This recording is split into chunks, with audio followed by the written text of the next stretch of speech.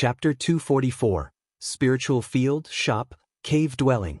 _ 3 days later.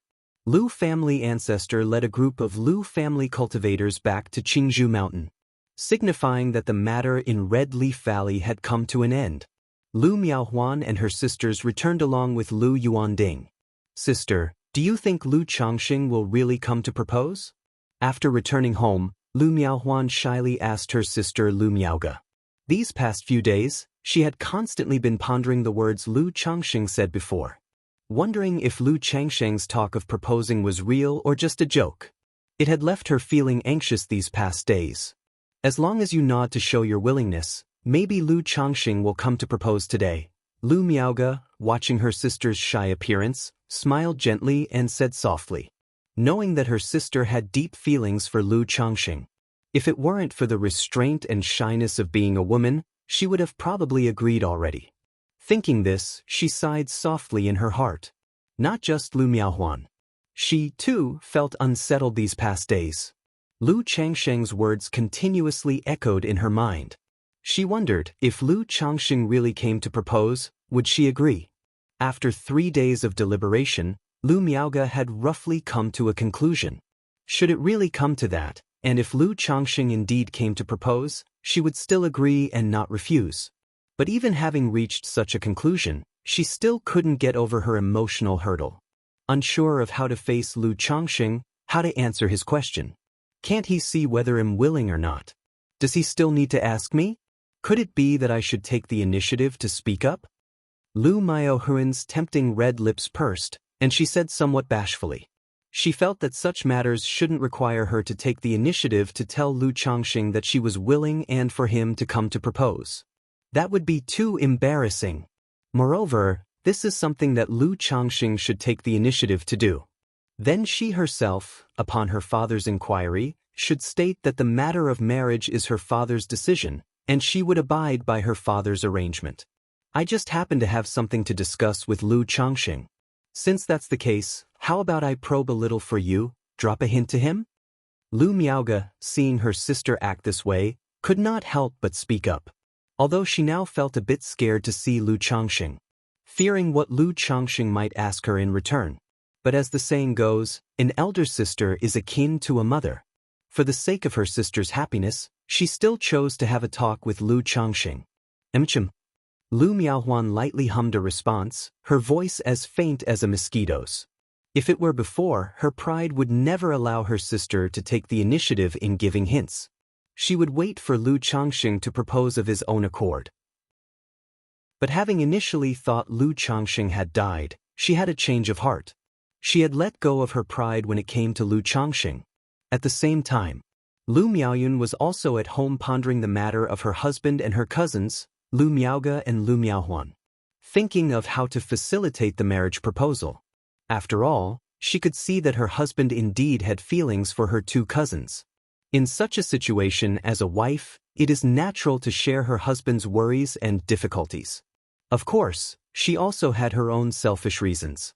Meng Xiaoquan's appearance had inevitably made Lu Miaoyun feel a sense of crisis. She wanted to do something for her husband. Moreover, she hoped that after her husband married Lu Miaoge and Lu Miaohuan, he would concentrate on cultivation, focus on the talisman path, and stop spending too much attention on other women. Although I suggested to my husband that the elder could give a marital blessing, I'm certain he will not do so. He will definitely seek the consent of Sister Miaoge and Miaohuan before proposing, Lu Miaoyun thought to herself. Having lived with her husband for so many years, she knew his nature well. She knew that in such matters he would definitely respect the other party's wishes and seek their consent. He would not rashly propose nor let the elder grant the marriage without the other party's agreement. It's clear that Miaohuan likes my husband, and if he proposed, she would surely agree. But as for Sister Miaoge, Lu Miaoyun continued her contemplation. She delved deep into thought about her cousin's situation. And she didn't know how to describe the relationship between her husband and Lu Miaoge. I remember that Sister Miaoge used to interact with my husband not as they do now, right? This reflection suddenly made Lu Miaoyun feel that the relationship between Lu Miaoge and her husband had become somewhat strange. But she couldn't quite put her finger on what was strange. It seemed that they were still close, yet they both appeared somewhat constrained. Especially Lu Miaoge. I recall that in the past, Sister Miaoge used to treat my husband much like she did our younger brothers and sisters, very naturally, but now, Sister Miaoge seems different around my husband, lacking that easygoing vibe. That's right, it's that naturalness that's missing. Although they seem to still be close, Miaoge hardly speaks to my husband recently, as if she is somewhat avoiding him. Lu Miaoyun continued to ponder, recalling the circumstances between her husband and Lu Miaoge.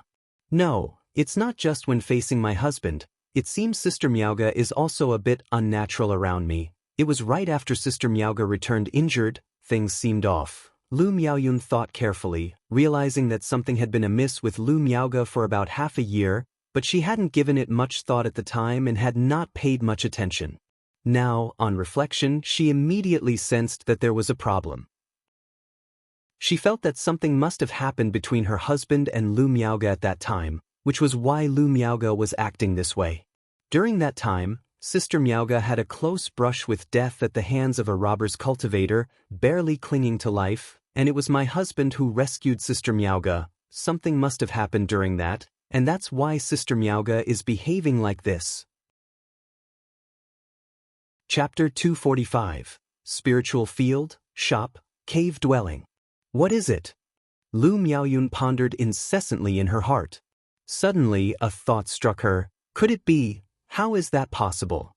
Lu Miaoyun was also startled by her own guess. But apart from that reason, she could think of no other at the moment. And the more she thought about it, the more she felt that it was indeed the reason. If that's really the case, Sister Miaoge would surely be willing to marry my husband, right? Lu Miaoyun's elegant brows furrowed slightly, somewhat puzzled. That's right, Sister Miaoge has always been aloof, non-competitive, and extremely caring towards us. Even if Sister Miaoge truly has feelings for my husband, under such circumstances, she probably feels guilty towards me and unwilling to marry my husband. Moreover, Sister Miaohan also harbors feelings for my husband. The idea of sisters marrying the same man must be somewhat unacceptable to Sister Miaoge. In addition, Sister Miaoge is wholly devoted to cultivation and has no intention of marrying. If she were to marry my husband, she would inevitably think about having children, which would cause her some worry. Lu Miaoyun speculated and inferred non-stop in her heart, based on her understanding of Lu Changxing and Lu Miaoge. She felt that she had guessed the heart of the issue. If that is the case, I need to talk to Sister Miaoge about it. Lu Miaoyun thought, preparing to seek out Lu Miaoge for a talk. To see if it was as she had guessed. Just as she stepped out the door, she saw a strikingly beautiful woman standing outside, with long flowing hair, dressed in white surpassing the snow, and exuding an ethereal and refined aura. Sister Miaoge? Lu Miaoyun was surprised to see Lu Miaoge outside the door. She hadn't expected to just be preparing to look for Lu Miaoge when the latter was already at her doorstep. Miaoyun. Lu Miaoge hadn't expected Lu Miaoyun to suddenly come out of the door. She had come to speak with Lu Changxing about her sister's matter. But upon reaching the door, she hesitated for a while, unsure of how to face Lu Changxing. Fearing how to respond should Lu Changxing ask, "Sister Miaoge, are you here to see my husband? I also happen to have something to discuss with you." Lu Miaoyun said with a smile on her face. "You have something to discuss with me?" Lu Miaoge was taken aback, somewhat surprised, wondering what Lu Miaoyun wanted from her. Then, Lu Miaoyun invited Lu Miaoge into her room. "Sister Miaoge, do you have something you need from my husband?" Lu Miaoyun asked. "No, nothing in particular." Lu Miaoge shook her head. In front of Lu Miaoyun, she really didn't want to admit she had come to talk about a match for her sister. "Miaoyun, what was it you said you needed to discuss with me just now?" Lu Miaoge gently smoothed her hair and asked. "Sister Miaoge, what do you think of my husband?" Lu Miaoyun tilted her head and asked. "What do you mean by how is he?" Lu Miaoge was slightly startled. Lu Miaoyun didn't understand the meaning of her words. "Just your impression of your husband, Sister Miaoge, in all aspects as a person, I mean." Lu Miaoyun directly sat next to Lu Miaoge, wrapped her arm around hers, and said with a smile brimming in her eyes. Because Lu Miaoge had been learning talismans from the fourth elder, She got along very well with Lu Miaoge. Changxing is good in all aspects as a person. Lu Miaoge didn't know why Lu Miaoyun was asking this and spoke softly. Her impression of Lu Changxing was indeed favorable. In terms of looks, abilities, and character, he was truly outstanding. Of course, his faults were also very clear. As a cultivator, he was too indulged in the company of women.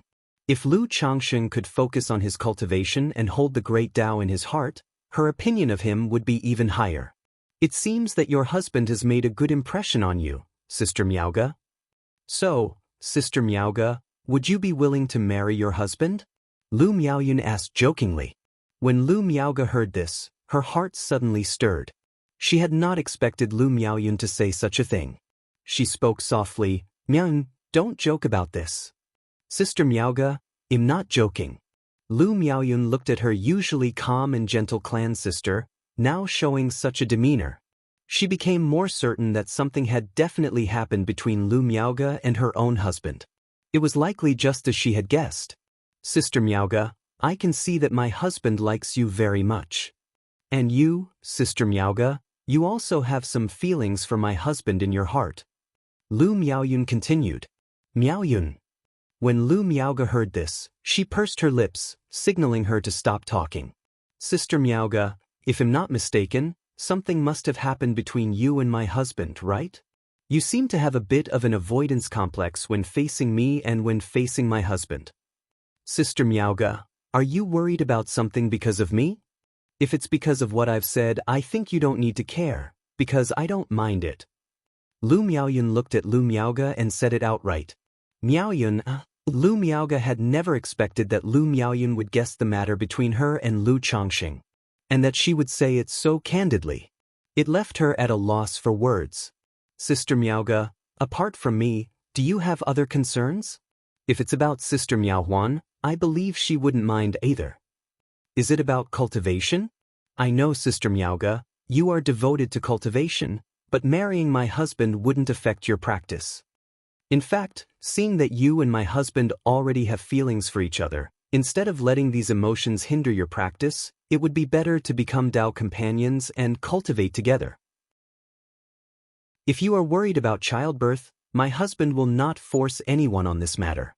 If you don't want to have children, you can just tell him directly.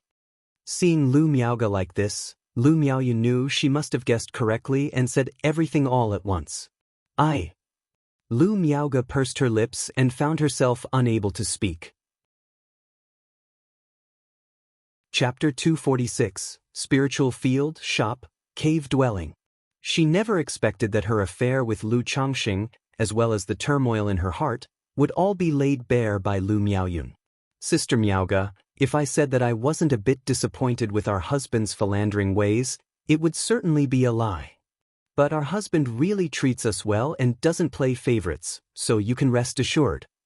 And you've also seen what happened before with our husband and that foundation establishment great cultivator. I think such incidents may occur again in the future, and although I can't stop our husband, I just want to avoid it as much as possible. So, I also have my own selfish desires, hoping that Sister Miaoge and Sister Miaohuan would marry our husband to lessen his dalliances outside. Lu Miaoyun continued to speak with a tone of sincerity. Lu Miaoge pressed her lips together and remained silent. She also thought about Meng Xiaoquan's matter. In her heart, she knew that Lu Changxing possessed a fateful secret. Under such circumstances, if Lu Changxing could focus on his cultivation and concentrate on the talisman path, maybe he really could achieve foundation establishment. She had always hoped that Lu Changxing would devote himself to cultivation, not always to be so indulgent in the pleasures of women. Lu Miaoyun, seeing the look on Lu Miaoge's face, discerned that her heart was already wavering, caught in a dilemma. Seizing the moment, she pressed on, Sister Miaoge, if you still have concerns, you be the senior, and I'll be the junior. Miaoyun, don't be like this. Lu Miaoge was already feeling somewhat flustered by Lu Miaoyun's words. This statement completely dumbfounded her. She hadn't expected Lu Miaoyun to make such a sacrifice. Does this mean you agree, Sister Miaoge? Seeing Lu Miaoge like this, Lu Miaoyun asked with a mischievous smile. Lu Miaoge wanted to say that she had not agreed at all. But Lu Miaoyun had gone so far, and she felt that she had no reason to refuse. Indeed, as Lu Miaoyun had said, she already had feelings for Lu Changxing, and it was impossible to cut ties with him. Avoiding it wasn't a solution either. It might be better to marry Lu Changxing and cultivate together. She could also encourage Lu Changxing to be diligent in his cultivation. Moreover, she also knew that if she did not accept, Lu Changxing would not easily give up. Furthermore, she had previously thought to herself that if Lu Changxing really did come to propose marriage, she would agree and not refuse. Immediately after, Lu Miaoge lowered her eyes and nodded gently. That's wonderful. Seeing Lu Miaoge nod, Lu Miaoyun's eyes curved into crescent moons with joy. She then asked, "By the way, Sister Miaoge, now you can say what brought you here, right?" She didn't believe Lu Miaoge had come without reason. Would one just wander over and linger at the door without entering? It's about Huan Huan. Lu Miaoge sighed slightly and said, "Miaoyun, you can see that Huan Huan is quite fond of Changxing, and back in Red Leaf Valley, Changxing mentioned the matter of proposing. Thus, Huan Huan has been preoccupied with it these past few days. So I came to discuss this with Changxing and to settle his and Wan Huan's affair." Lu Miaoge said as much. "Sister Miaoge, did our husband also use spiritual communication to ask you this question?" Lu Miaoyun nodded, inquiring. At that time, Lu Changxing had called after Lu Miaoge and then fell silent. But Lu Miaoyun could tell that her husband was speaking through spiritual communication, and she guessed what the contents of that communication might be. At this point, Lu Miaoge had nothing to hide and nodded somewhat bashfully. "So, Sister Miaoge, you were at the doorway just now because you didn't know how to reply to our husband, right?" Lu Miaoyun's face showed a look of realization. She quickly spoke up, "Sister Miaoge, don't worry about it. Given the situation, I'll take care of things for you and Sister Miaohuan with our husband. I'll speak to him." Lu Miaoyun said so. She knew the character of her clan sister well. She understood that for Lu Miaoge to discuss such a matter with Lu Changxing, it would indeed be embarrassing and difficult. And after everything she had just said, Lu Miaoge must surely be somewhat unsettled in her heart. She would need some time to calm down. Truly letting her tell Lu Changxing by herself, her thoughts might change again. "Then it'll trouble you, Miaoyun." Lu Miaoge breathed a sigh of relief and said so. Then she said her goodbyes and left. In this short time, her heart, which she had finally calmed down a few days before, became chaotic again. "We're going to be family after all, Sister Miaoge. There's no need to be so formal." Lu Miaoyun immediately got up to see Lu Miaoge off. You rotten husband, you better make it up to me later." After sending Lu Miaoge out the door, Lu Miaoyun couldn't help feeling a bit sour as she thought about how she, as a wife, was actually helping her own husband find another woman, and snorted softly. And after Lu Miaoge had left, she gradually came back to her senses. She hadn't expected that coming over to speak on behalf of her sister would result in losing herself in the process. Sigh. Lu Miaoge, having already agreed, said nothing more, only letting out a light sigh. However, at this moment, she felt a certain sense of liberation and relaxation. For the past half-year, this matter had been hanging over her, making it hard for her to concentrate on her cultivation. Inside the study, Sister Miaoge agreed too? Lu Changxing, hearing Lu Miaoyun's words, couldn't help but express his surprise. He wasn't worried about Lu Miaoyun's side at all. Knowing her immediate attitude at the time, she had essentially agreed. His thoughts had always been on Lu Miaoge, wondering how to unravel her emotional knots. He hadn't expected his sweet little wife to solve the problem. "Yes, Sister Miaoge has agreed." "So, husband, how do you plan to reward me?" Lu Miaoyun pouted and said in a soft voice. "What reward do you want, Yuna?" Lu Changxing, seeing his sweet little wife's demeanor, instantly scooped her up to sit on his lap, his hands wandering. "Husband," Lu Miaoyun's beautiful eyes half closed, her gaze flowing, she bit her lower lip and breathed somewhat rapidly. She then leaned weakly against the desk. As a thoughtful and considerate man, Lu Changxing also tenderly held his delicate wife's waist. At that moment, spring was abundant in the study. 2 days later, the Lu family ancestor came to find Lu Changxing, expressing that thanks to him, their attack on Red Leaf Valley had been a success. Therefore, as a reward for his contributions, they granted him 100 acres of spirit farmland. Additionally, it was announced that before long, Red Leaf Valley would be jointly managed by the Lu family, Yu family, Bai family, and Zheng family, and it would be established as a cultivation marketplace. At that time, the Lu family would allocate a shop and a cave dwelling for Lu Changxing in Red Leaf Marketplace. Thank you, ancestor. Upon hearing this, Lu Changxing bowed his thanks. This reward was indeed generous. Firstly, the 100 acres of spirit farmland from Qingzhou Mountain would bring Lu Changxing a considerate and stable income. Once the Red Leaf Valley Marketplace was established, as long as it got bustling, a shop would become a money tree. So this one shop and one cave dwelling were effectively two money trees. Lu Changxing knew in his heart that he could obtain such a rich reward entirely because of Meng Xiaochuan. Otherwise, with how he and Lu Miaoyan had been previously getting by, participating just for the sake of it, being rewarded with 100 or so spirit stones would have been considered a large reward. How could such an abundant reward be possible? Like the spirit farmland of Qingzhou Mountain, it was managed by the Lu family elders, who let the spirit farmers take care of it. Now, however, they had given out 100 acres as a reward to him. Lu Changxing guessed this was also the Lu family's way of adding another layer of ties to him. Hee, our Lu family never treats its own members poorly. This is what you deserve. Changxing, if you have any other requests, feel free to mention them. The Lu family ancestor said cheerfully. Chapter 247. Sister Miaoga, why don't you teach Huan? Understood. Ancestor, I have no other requests. I just need to trouble you with one matter. Lu Changxing paused slightly after hearing the words of the Lu family ancestor and spoke with a respectful bow. A couple of days ago, after Lu Miaoyan had told him that her sister, Lu Miaoga, consented to marry him, he planned to go to Lu Yuanding to propose. To take both sisters as his wives. But when he was about to propose formally, Lu Changxing felt stuck. He somewhat didn't know how to broach the subject.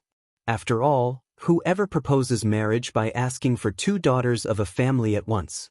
Even though Lu Changxing's face had thickened quite a bit, he truly did not know how to start the conversation with Lu Yuanding. In the end, he decided, just as his wife Lu Miaoyan suggested, to ask the Lu family ancestor to bestow the marriage. He and Lu Miaoga, as well as Lu Miaohuan, were mutually fond of each other. So having the Lu family ancestor play matchmaker was quite in line with reason.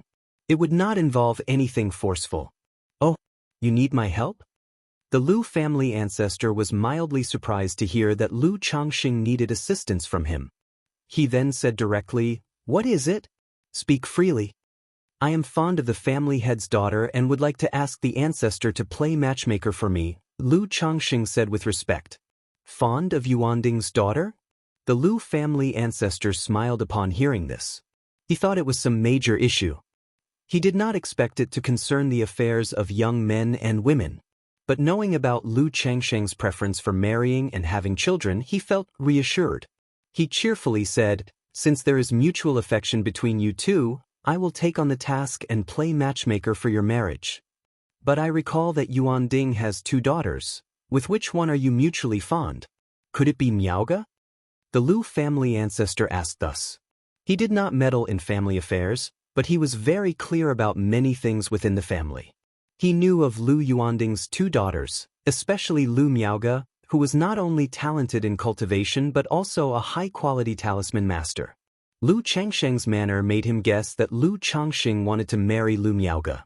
Ancestor, I am mutually fond with both daughters of the family head," Lu Changxing said somewhat sheepishly.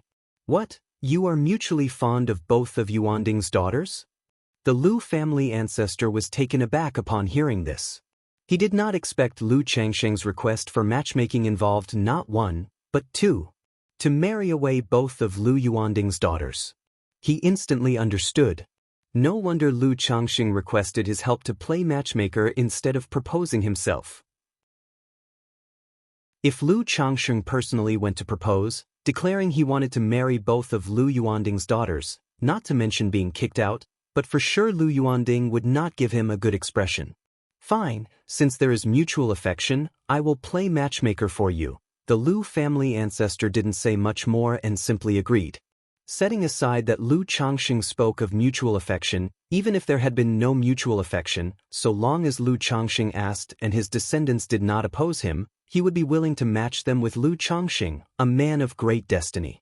After all, Lu Changxing was also one of the Lu family's own. Marrying several Lu family women was of no concern. It wouldn't only prevent talent from leaving the family, but it would also bind Lu Changxing even closer to the Lu family and integrate him further into the family. Many thanks, ancestor. Seeing the Lu family ancestor agree so readily, Lu Changxing also breathed a sigh of relief and bowed immediately in thanks. Hee, no need for such formality. Do you have any other matters? Don't be shy, you may bring them up, the Lu family ancestor said to Lu Changxing with a cheerful smile. Ancestor, I have no other matters, Lu Changxing responded respectfully.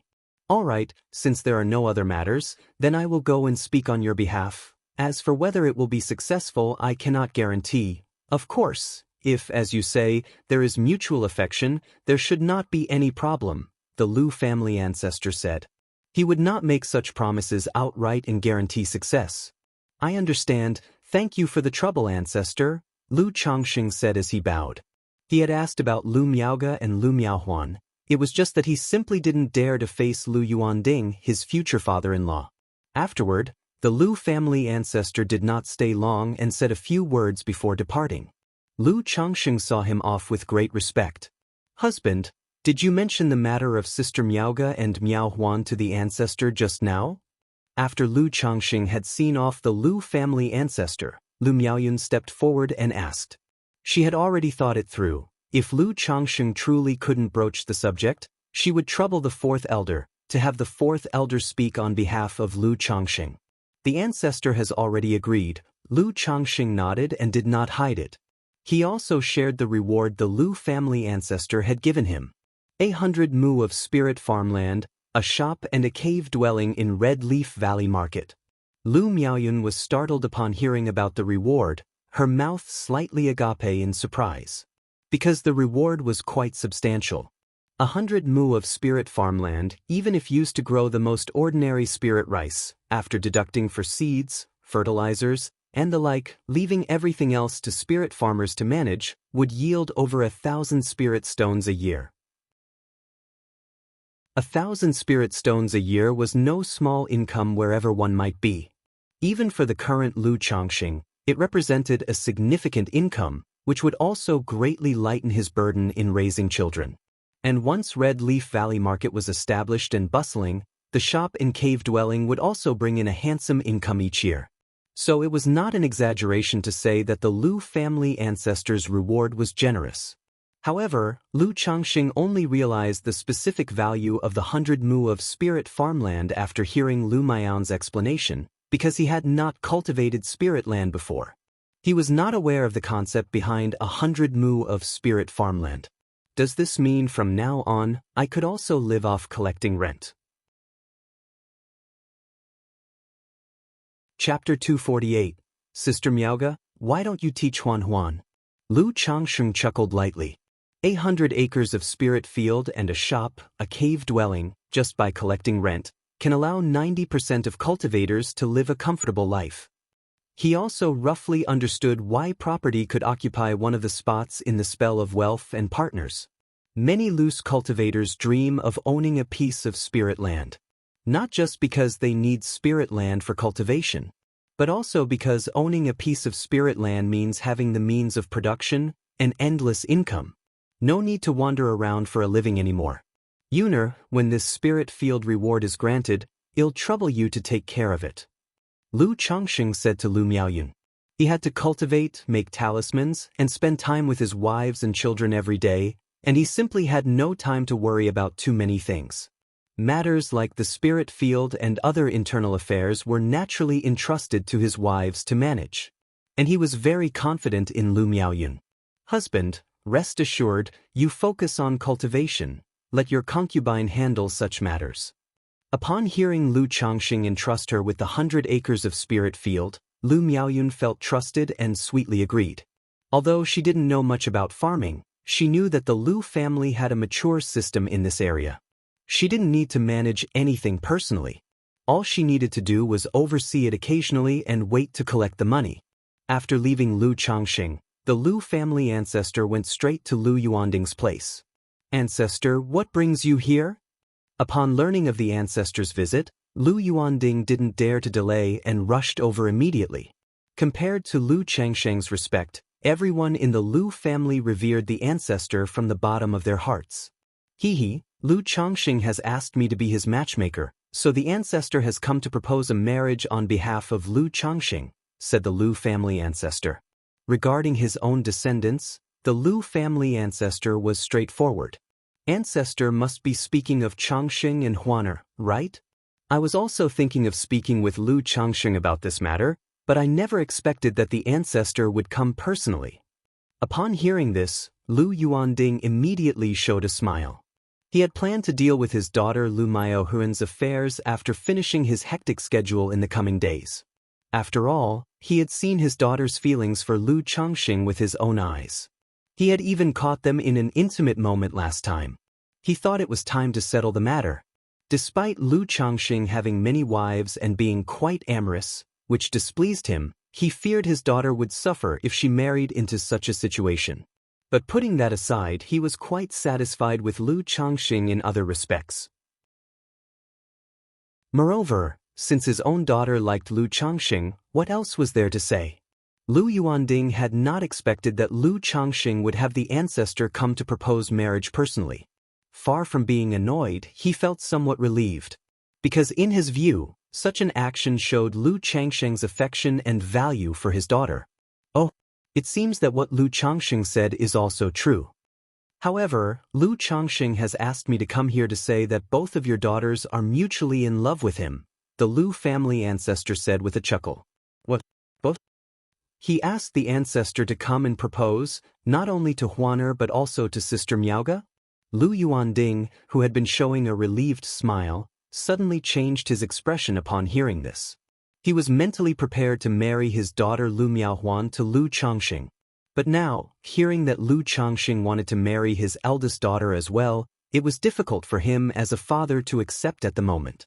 Yes, it seems to be so. This youngster didn't have the face to come and propose in person, so he asked the old man to be the matchmaker, explained the Lu family ancestor, shaking his head slightly at Lu Yuanding's reaction. This sigh. After a moment of silence, Lu Yuanding let out a deep sigh. He knew Lu Changsheng's character well. Lu Changxing was not one to take advantage of others or bully by virtue of his position. If he asked the ancestor to come and propose marriage, it was probably because he had genuine feelings for his daughter Lu Miaoga. Even so, thinking about Lu Changxing wanting to take away both his daughters made him quite upset. His fists clenched involuntarily. When did Changxing and Miaoga start having feelings for each other? Lu Yuanding couldn't help thinking. He was so busy with his duties that he failed to notice that his eldest daughter had also become involved with Lu Changxing. But the next moment he immediately guessed that it must have been when Lu Miaoga and Lu Changxing were managing the spiritual talisman shop together at the Nine Dragons Market, and then she was misled by that youngster. Thinking this, Lu Yuanding's expression turned sullen, and he felt a wave of disappointment. "Ancestor, I still want to ask about Maiage's thoughts on this matter," Lu Yuanding said through gritted teeth. As for his younger daughter Lu Miaohuan, he felt there was nothing to ask about. Her heart was already with Lu Changxing. But for his eldest daughter Lu Miaoga, he thought he still wanted to ask. To see if his daughter truly liked Lu Changxing. If she really did, then it was fine. But if not, even if the ancestor came to propose, he, as a father, would stand up for his daughter.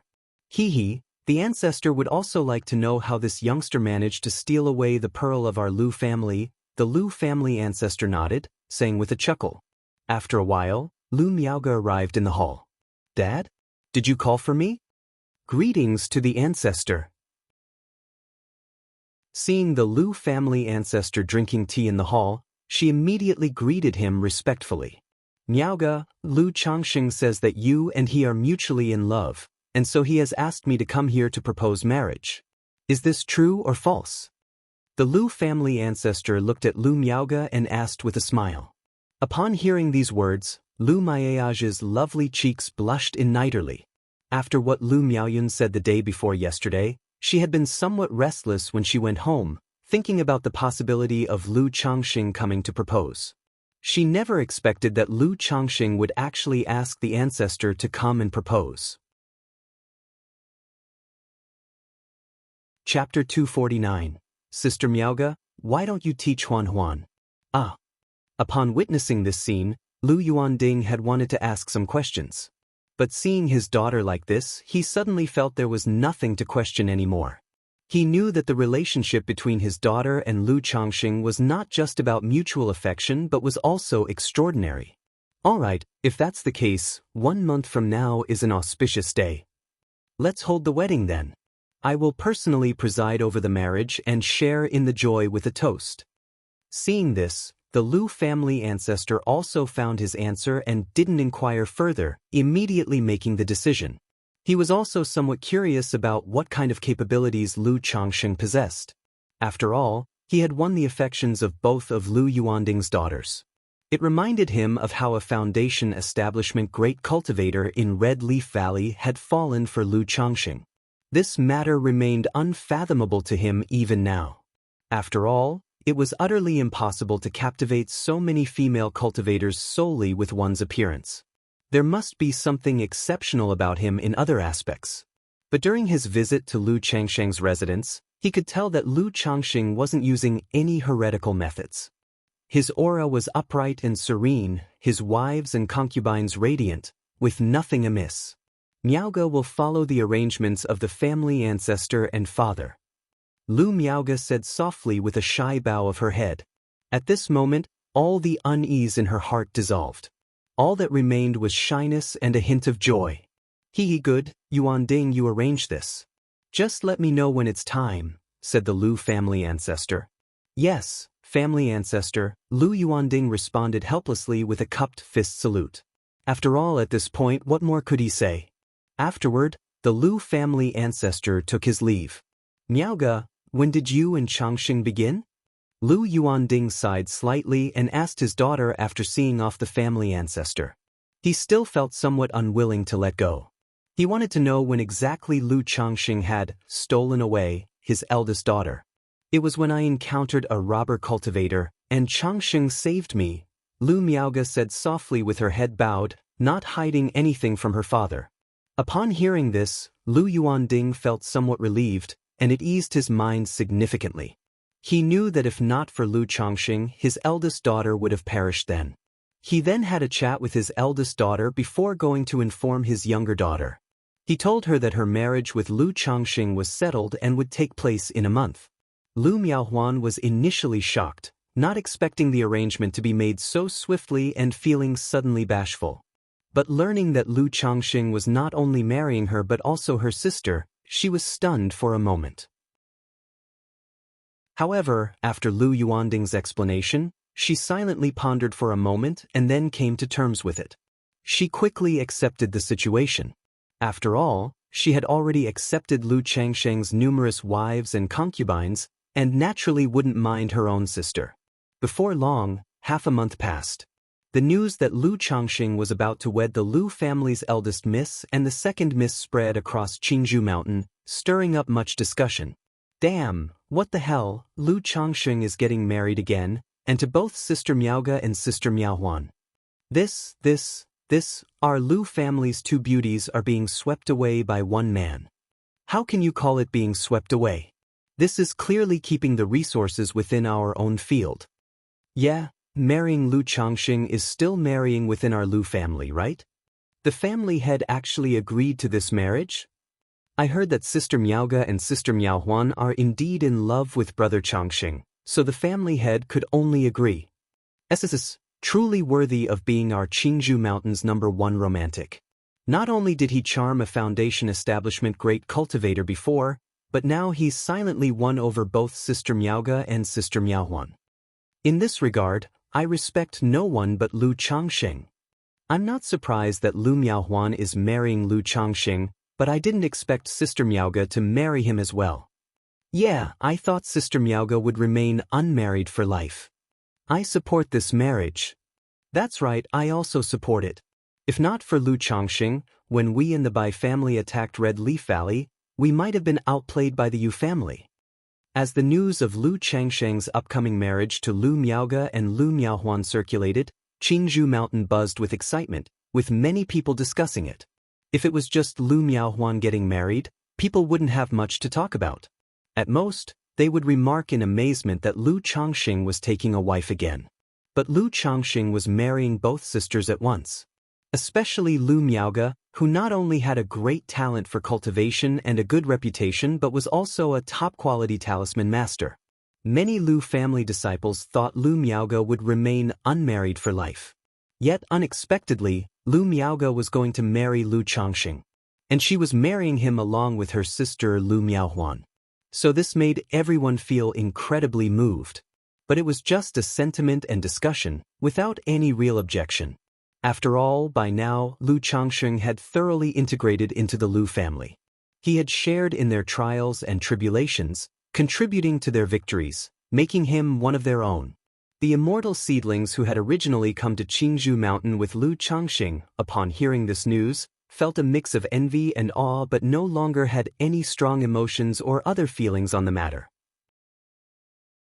Having been in Qingzhou Mountain for over a decade, they had gradually accepted reality and come to terms with their ordinariness. They understood that not everyone with a spiritual root stepping onto the path of immortality could achieve success in cultivation. The path of immortality was difficult, filled with countless dangers. 99% of cultivators spent their lives inconspicuously in the qi refinement realm. Now, Lu Changxing was growing farther and farther away from them. He had reached a point where they no longer compared themselves to him or discussed him on equal terms. Sometimes they would reminisce about their initial arrival at Qingzhou Mountain with Lu Changxing as a son-in-law and regret not having formed a good relationship with him. As for the discussions in Qingzhou Mountain, Lu Changxing was unaware and unconcerned. During this time, he devoted his time to accompanying his wives and concubines.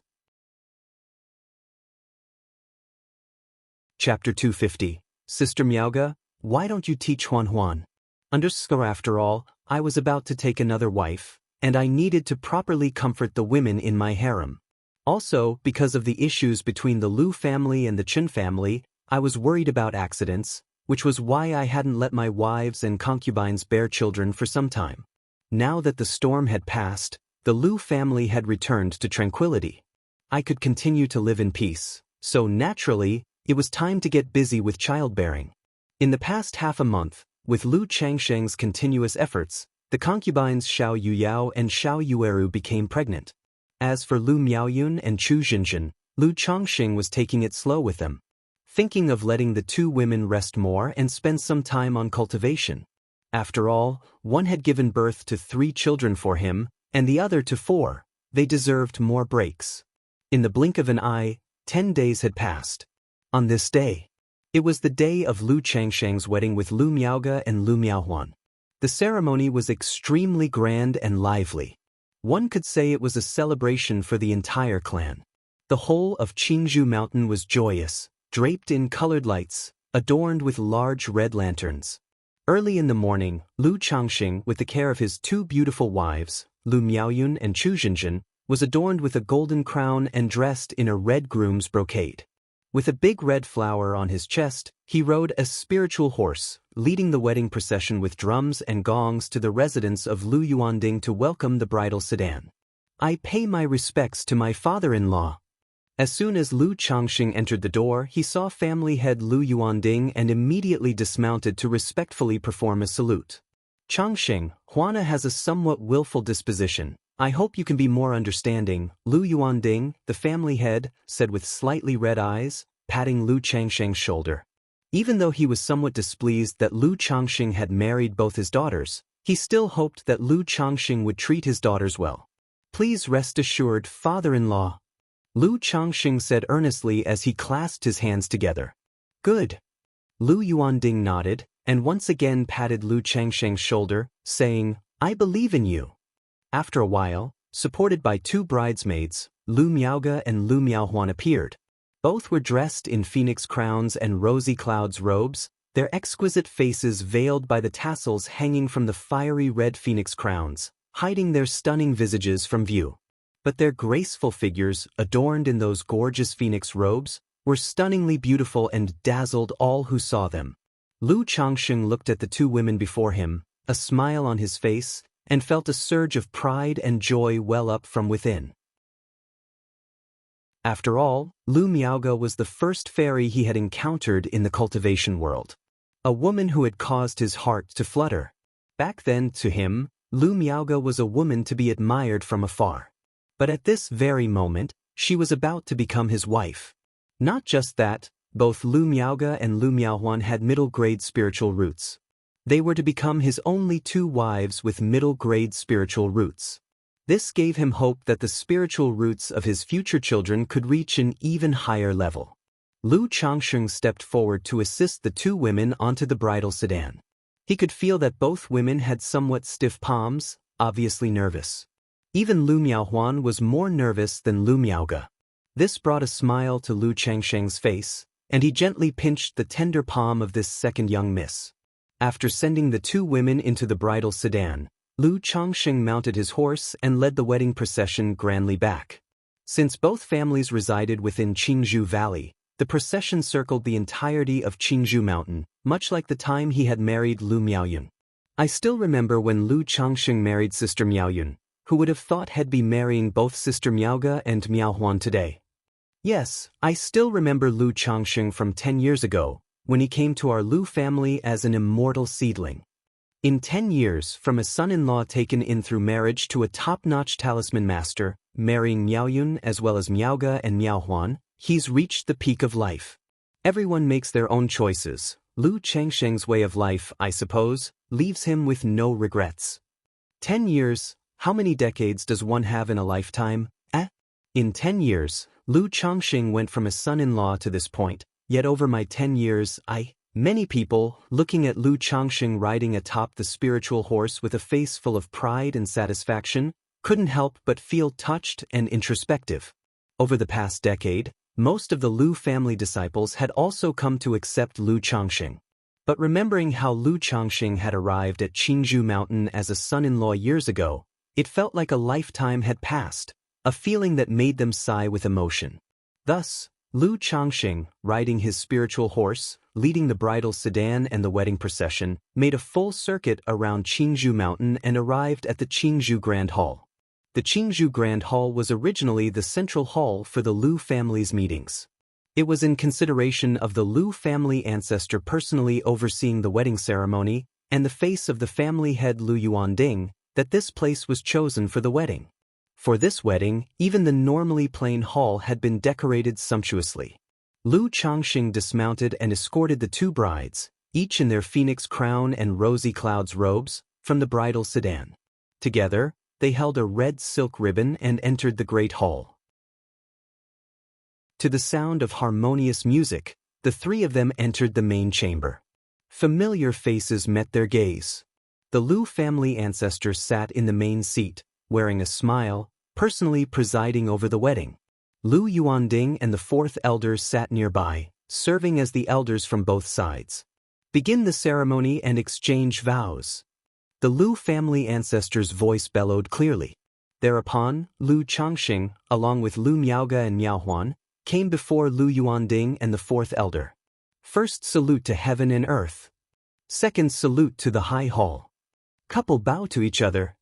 Under the witness of the Lu family's high-ranking members, Lu Changsheng and the Miaoge sisters completed the ceremony and exchanged vows. Following was the procession to the bridal chamber. However, after taking the two women to the bridal chamber, Lu Changsheng still had to return to receive guests.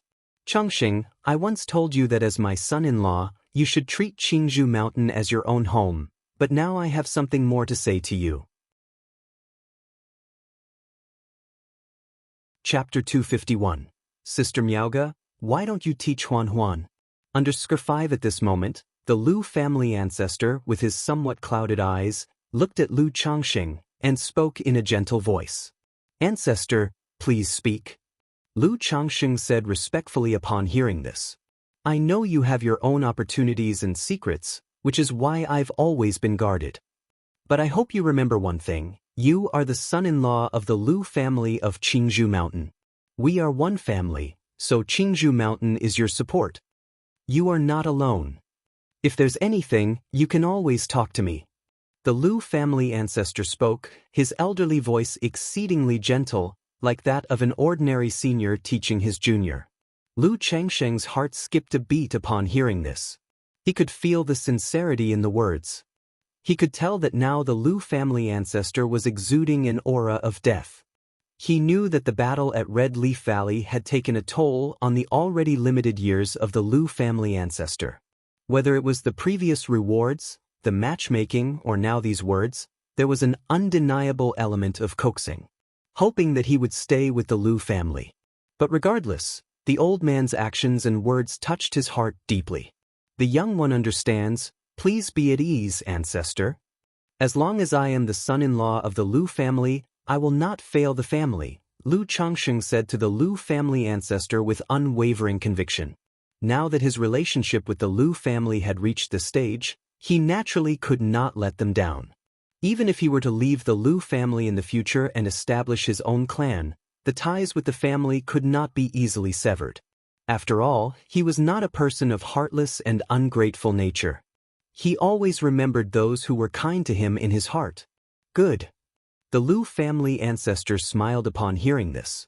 He patted Lu Changsheng lightly and said, Go on, go to the bridal chamber, don't keep them waiting.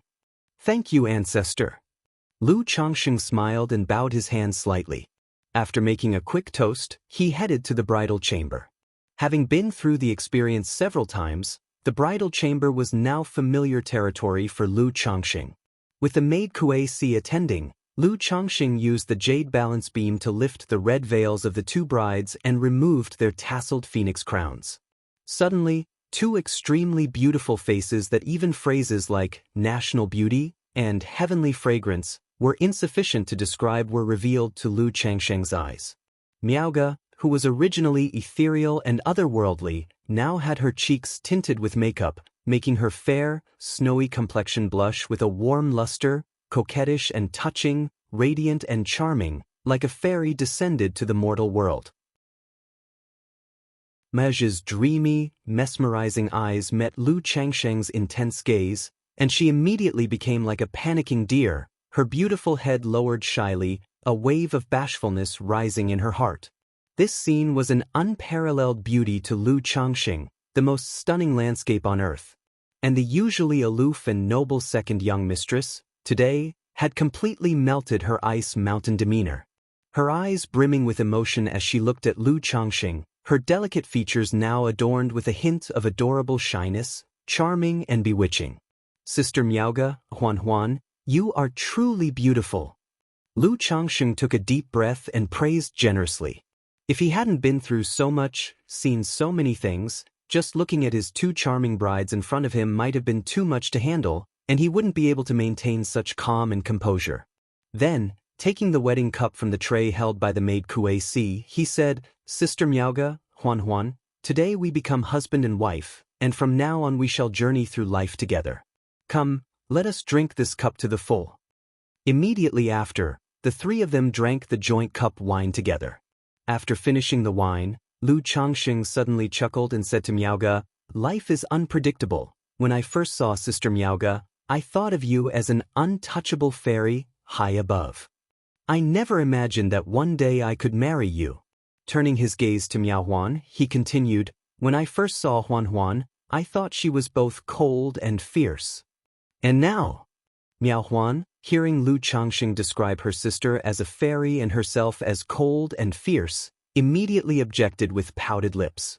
Her lips pursed, glistening and fresh as the most tender petals in the world, tempting Lu Changsheng to taste them carefully. From now on, you are flawless. Lu Changsheng gazed at the second young mistress before him and said, before promptly tasting those petals. Miao Huan let out a soft moan, reminded that her sister was still there. But her body tingled all over and she began to tremble, unable to utter a sound. Then a series of rustling noises commenced. Lu Changxing. The second young mistress wrapped her snow-white arms around Lu Changsheng's neck involuntarily, her eyes slightly squinted, murmuring softly.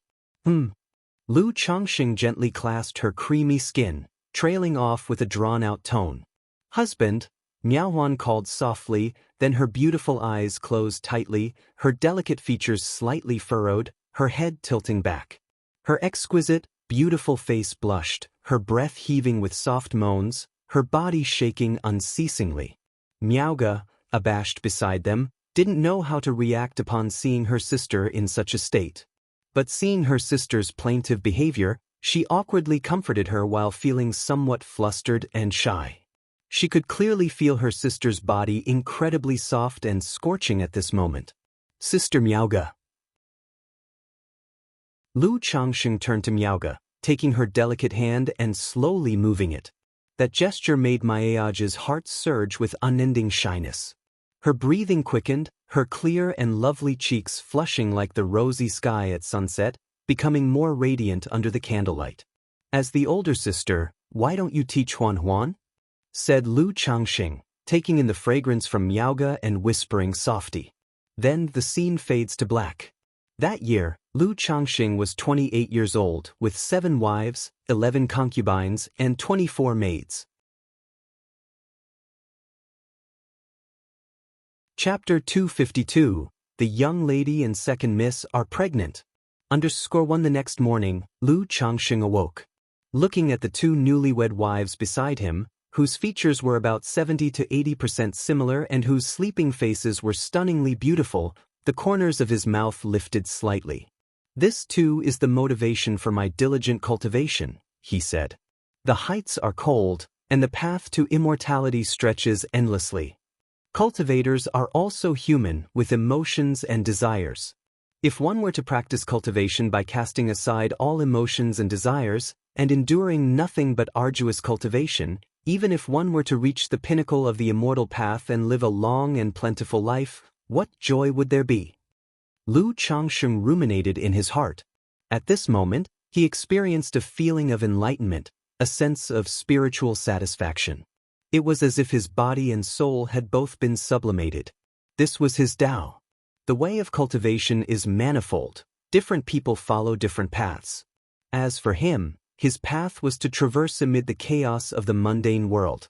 He sought to satisfy his own desires and to cultivate an unobstructed mind and a relaxed spirit. Changxing. At this moment, Lu Miaoga's eyelashes quivered as she slowly awoke, opening her clear and bright eyes. Looking at Lu Changxing, her face revealed a trace of happiness and shyness, mixed with a faint joy. Huan is still asleep, let's sleep a bit longer, she said. Lu Changxing, watching Lu Miaoga wake up, drew her enticingly fragrant and jade-like body into his arms. Bending his head slightly, he gazed at her fair, creamy neck and spoke softly. Now married, Lu Miaoga no longer put on the airs of an elder sister as usual. She responded with a light and nestled into Lu Changxing's embrace.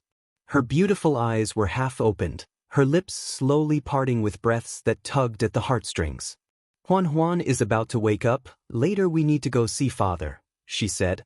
The eldest mistress, noticing that Lu Changxing's actions were becoming more intense, grabbed his hand, her hazy beautiful eyes looking towards her husband as she softly spoke. Even after the wedding night and becoming husband and wife, she tried to maintain the image of an elder sister in front of her younger sister. Hearing this, Lu Changxing also stopped his movements. He knew the eldest mistress was shy. He had great respect for Lu Miaoga, or it could be said that this kind of thing was mutual. Immediately afterwards, Lu Miaoga got up, draped on a dignified and elegant white gossamer gown, and tidied up the clothing scattered beside the bed. Soon, Lu Miaohuan also awoke. Thinking of last night's scene, this second young mistress was even more shy than her sister Lu Miaoga. This was also because Lu Miaoga and Lu Changxing had already had marital relations. By this time, Lu Miaoga had already finished dressing and applying makeup. Seeing that her younger sister had awakened, the gentle and graceful elder sister got the 2 of them out of bed, suggesting that they should go to serve tea and greet their father Lu Yuanding. Hearing this, the 2 of them did not delay. They immediately got dressed and went with Lu Miaoge to meet their father-in-law. After greeting their father-in-law and having breakfast, they returned home, and Lu Changxing called over Lu Miaoyun, Chu Zhenzhen, and the others to start unpacking wedding gifts. This wedding was so grand, officiated by the Lu family ancestor, that everyone from Qingzhou Mountain had brought gifts. However, most were just token gestures. It was only the gifts from a few of the Lu family elders that were somewhat more substantial.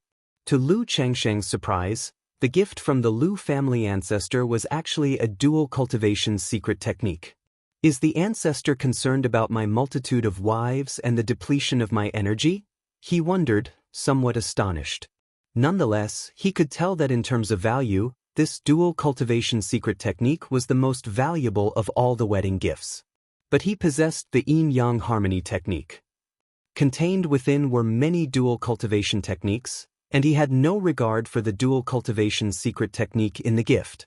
But a true master always keeps the heart of an apprentice. With a learning mindset, Lu Changxing flipped through the illustrated manual of the dual cultivation technique. Lu Miaohuan boldly took a few glances. Seeing this, Lu Changxing directly pulled the women together and they all began to study it with keen interest. After all, it was one thing to understand dual cultivation, but none could be as simple and direct as the teachings in these illustrated manuals. He could talk about how to dual cultivate, but his wives might just think he was deceiving them. Now, with the dual cultivation technique gifted by the ancestor, there could be no doubt. As night fell, Lu Changxing first went to comfort Lu Miaoyun and Chu Zhenzhen, teaching the two women the dual cultivation technique and helping them with their cultivation. After all, one must not forget old love in the face of new. Late into the night, he then went to find Lu Miaoge and Lu Miaohuan for cultivation. Now, naturally, the two women did not share one room and had separate chambers, which made Lu Changxing feel a bit regretful. But he was not in a hurry. He knew such things needed to be approached gradually. It was better for them to be separate now, allowing both sisters to let go and relax. Otherwise, like last night, they would both hold back, and that would diminish the fun. Lu Changxing first entered Lu Miaoge's room, where the eldest mistress was not asleep but meditating. She was still clad in a simple and elegant white gown, but with a bit more decoration than usual. Her black hair was tied up high, adorned with a green jade hairpin, and 2 earrings dangled from her delicate earlobes, adding a few touches of noble and refined charm to her transcendental beauty. Changxing, seeing Lu Changxing, Lu Miaoge opened her beautiful eyes and softly called out his name. Sister Miaoge, I finished reading the dual cultivation technique given by the ancestor today, and there are some parts one don't quite understand. I was hoping Sister Miaoge could enlighten me, Lu Changxing said as he approached. Lu Miaoge blushed at his words. She wasn't foolish enough to believe what Lu Changxing said. Not understanding cultivation? Clearly, it was just an excuse. Changxing, matters between men and women should have limits. If one overindulges, it can impact cultivation and also harm the body. Lu Miaoge gently pursed her lips and advised tenderly, like a wise woman and a good wife. Previously, she didn't feel it was her place to advise Lu Changxing too much, but now that she was married to him, she felt it was important to properly supervise Lu Changxing's cultivation. Sister Miaoge, you know me, from today on, I will exercise restraint. But I really have come to seek guidance in cultivation, he replied. Chapter 253, The Young Lady and Second Miss are pregnant. Moreover, dual cultivation benefits both of us. Lu Changxing naturally knew that Lu Miaoge wanted what was best for him. But he practiced the 100 refinements treasure body art, and his body was comparable to a middle-grade magic artifact. To say he was as tough as iron was not an exaggeration. Watching her husband's appearance, Lu Miaoge's beautiful eyes brimmed with affection. She heaved a helpless sigh, knowing she had to take persuasion slowly. Her pearly teeth nibbled lightly on her tender lips, leaving a faint white mark as she nodded gently. Immediately thereafter, accompanied by the rustling sound of shedding garments, the two began their dual cultivation. Sister Miaoge, how do you feel? Is my tiger step like what is described in the books? Lu Changxing spoke out loud. Even though Lu Miaoge was good-natured and as gentle as water, upon hearing this, she turned her face away and did not respond, ignoring him. After all, how could she respond to something like this? To this, Lu Changxing did not mind and continued the dual cultivation, talking to himself. His way of speaking was simply to tease Lu Miaoge. Just like the novel he read in his previous life, where Ling Xiaodong conquered Jing Yun, there was a process of conquest from body to heart. Even after marrying her, there still needed to be this gradual and cyclical process. About half an hour later, sentiment surged, and the dual cultivation came to an end as they embraced each other tightly, clinging together. Changxing, it's time to rest. Lu Miaoge's face was flushed, her beautiful eyes showing a hint of seductiveness as they opened and closed. She breathed quickly, holding onto Lu Changxing's neck tightly, her breath sweet as she spoke. Sister Miaoge, I don't quite understand the techniques of blowing the jade flute and koi sucking water mentioned in the dual cultivation methods. Lu Changxing, seeing the young mistress looking like this, gently caressed her sweaty, fair face and said. Even though Lu Miaoge hadn't taken a close look at the dual cultivation methods during the day, she vaguely understood the meanings upon hearing his words. Her eyelashes trembled, and her beautiful forehead dropped slightly, not speaking. Seeing this, Lu Changxing just smiled and held Lu Miaoge quietly. He hadn't thought that with just a word, Lu Miaoge would obey him. It still required a process, after all. After resting with Lu Miaoge for a while, Lu Changxing then hurried on to his next engagement. After all, having multiple wives and concubines came with its own troubles. There was another young mistress waiting for his comfort. When Lu Changxing arrived at Lu Miaohe's room, the light was already out. But Lu Changxing could feel that the second young mistress had not yet gone to bed. He immediately knew that he had made this second young mistress wait too long and that she was in a bit of a mood. In the past, Lu Changxing naturally wouldn't have indulged such a mood. But now that she was his wife, he found a little mood to be nothing serious, considering it a bit of flirtation. Entering the room, Lu Changxing approached the bed and coaxed Lu Miaohuan, who was under the covers. The second young mistress now was all too easy to coax. It didn't take long before she was appeased. As he lifted the covers, he saw that Lu Miaohuan was still wearing a sparkling gown, as though flowing with stars.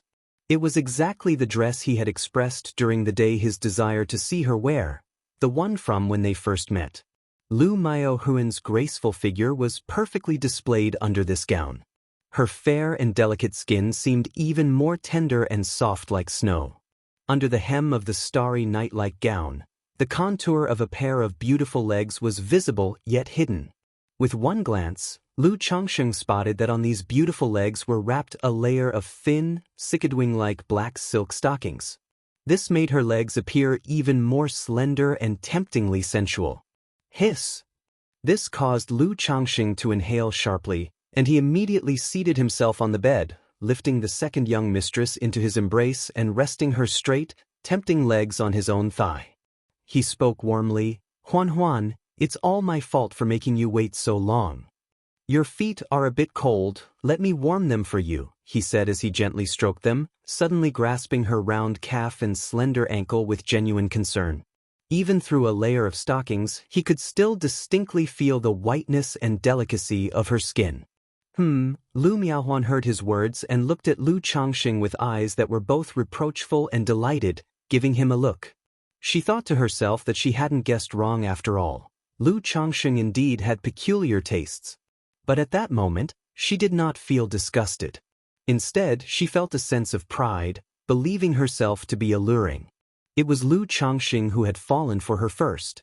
In a flurry of sweet nothings from Lu Changxing, it didn't take long for Lu Miaohuan to don a body-hugging gown aglow with starlight, her tall and graceful figure leaning against the windowsill.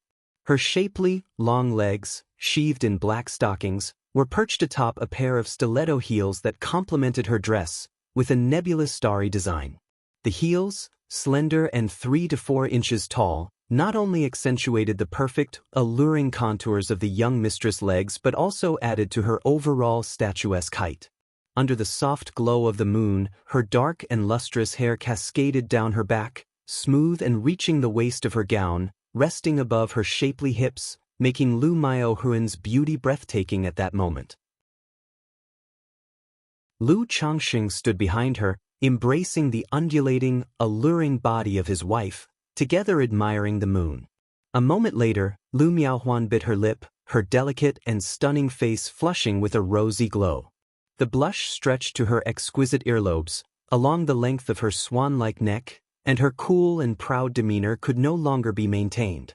In a voice as faint as a mosquito's, she said to Lu Changxing behind her, You better not ruin my clothes.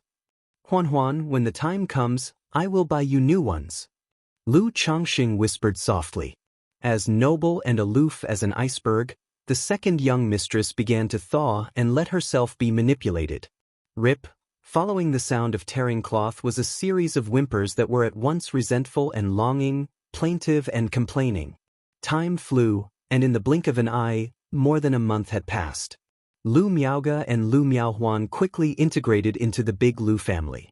And just as Lu Changxing had expected, seeing so many children in the courtyard, neither Lu Miaoge nor Lu Miaohuan had the heart not to have a few of their own. They both expressed a willingness to have children, but only one each. Lu Miaoge's reason was that she still needed to consider her cultivation, and she had to manage the affairs of the spiritual talisman shop. As for Lu Miaohuan, she was simply a bit scared of childbirth. Hearing this, Lu Changxing naturally accommodated their wishes. And during this month, both Lu Miaoge and Lu Miaohuan became pregnant. For Lu Changxing, this was a source of immense joy. One reason was that for the wives and concubines he loved, he indeed held a partial fondness for their children. He couldn't manage to be entirely equitable. Additionally, both Lu Miaoge and Lu Miaohuan had middle-grade spiritual roots, and he himself now had a 6th-grade spiritual root. Therefore, Lu Changxing had some expectations for the children in the bellies of the two women. After Lu Miaoge and Lu Miaohuan became pregnant, Lu Yuanding came to visit, bringing many nutritional supplements. They included both his personal gifts and those representing the Lu family. Even though Lu Changxing wasn't exactly short on money now, he naturally accepted the heartfelt gifts. At the same time, Lu Yuanding also told Lu Changxing to take charge of the 9 Dragons marketplace. With the family crisis resolved, all external businesses naturally needed to be quickly revived and operational. Hearing this, Lu Changxing naturally agreed, but mentioned that he still had some matters to attend to in the mortal world. After all, it had been a year and a half since he had visited his wives and children in the mortal world, due to the series of events involving the Lu family. He also told Chu Zhenjin about the true culprit behind the murder of her family and planned to take her to the mortal world to resolve the matter and pay respects to her parents. For this, Lu Changxing truly felt he had not done enough. All these years, he had never taken Chu Zhenjin home to pay tribute to her parents. Hearing this, Lu Yuanding didn't say much, only urging Lu Changxing to make it quick. After all, they could hire someone to manage the shop. But due to the former hurried circumstances, the businesses had fallen behind. It was crucial to have one of their own take charge and swiftly restore operations. Immediately, Lu Changxing, without delay, requested a flying boat from Lu Yuanding. Because this trip to the mortal world, he was not only taking Chu Zhenjin with him, but he also planned to send some of the children to the mortal realm. Although he owned a flying boat, it was considered ill-gotten gains and might attract the attention of the Yu family.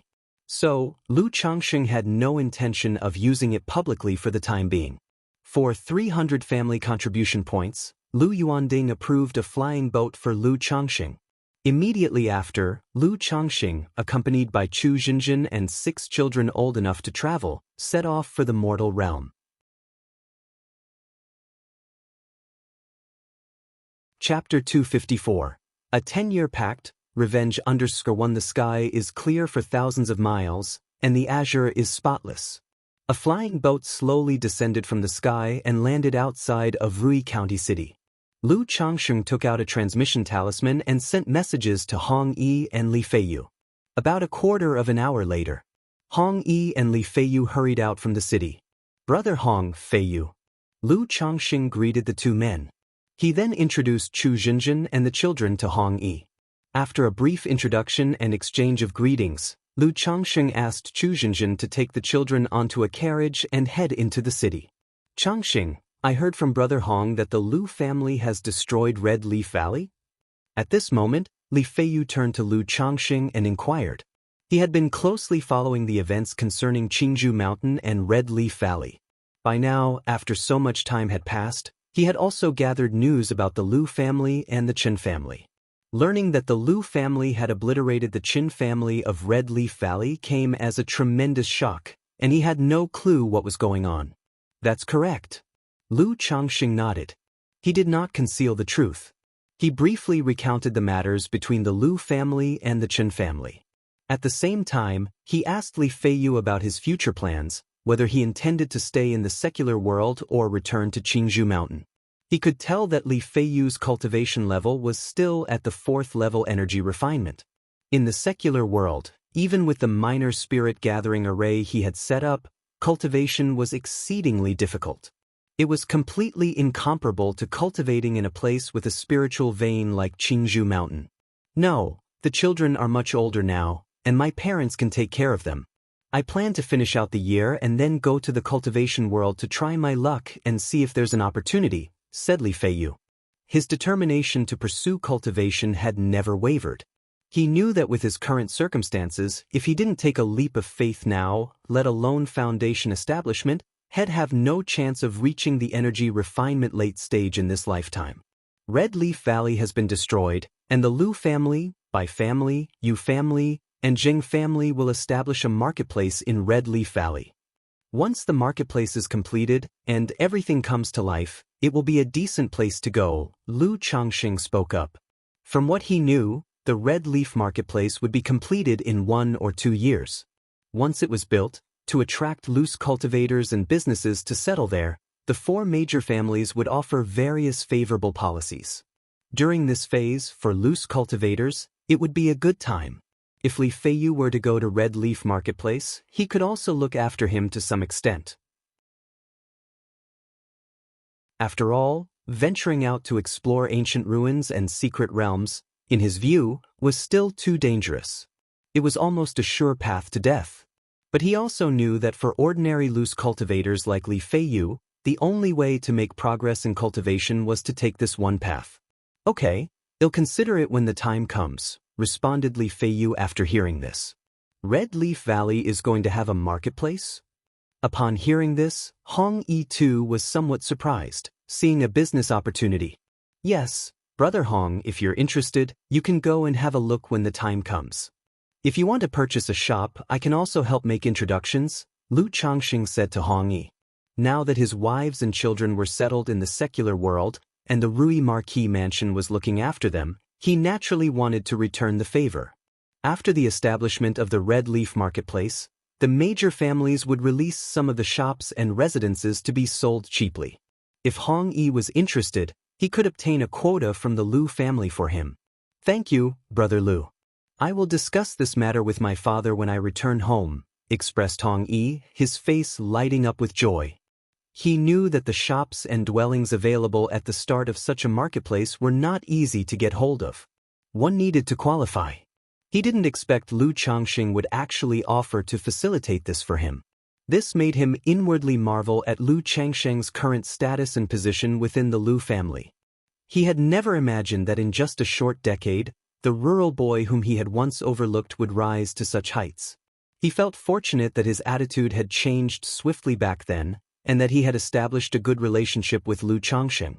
Brother Lu, you asked me to investigate the mastermind behind the murder of your sister-in-law's family, and now they are being detained in the Marquis Mansion dungeon, said Hong Yi.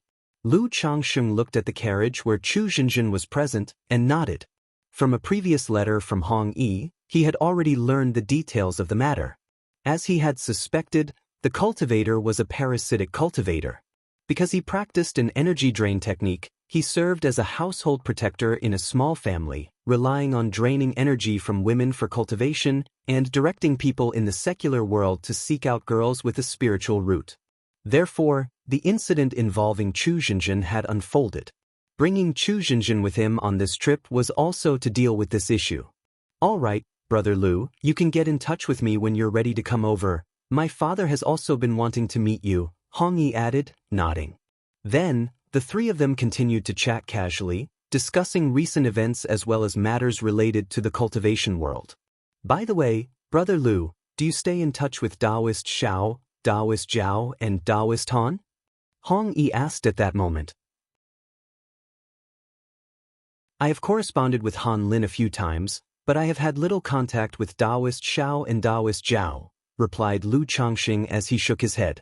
After their 3-year agreement, although they made another 10-year pact, 10 years was ultimately too long.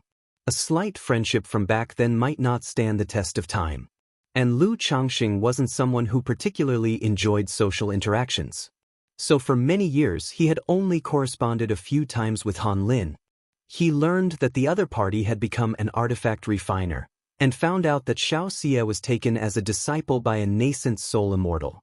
Afterward, Lu Changxing wrote a congratulatory letter to Xianxia who replied briefly, then there was no further interaction. I, on the other hand, correspond frequently with the three of them. Hong Yi began to speak. His personality differed from Lu Changxing's. Upon returning to the secular world, he maintained active communication with others. He also constantly endeavored to sustain this network connections. He then shared the recent situations of the three individuals.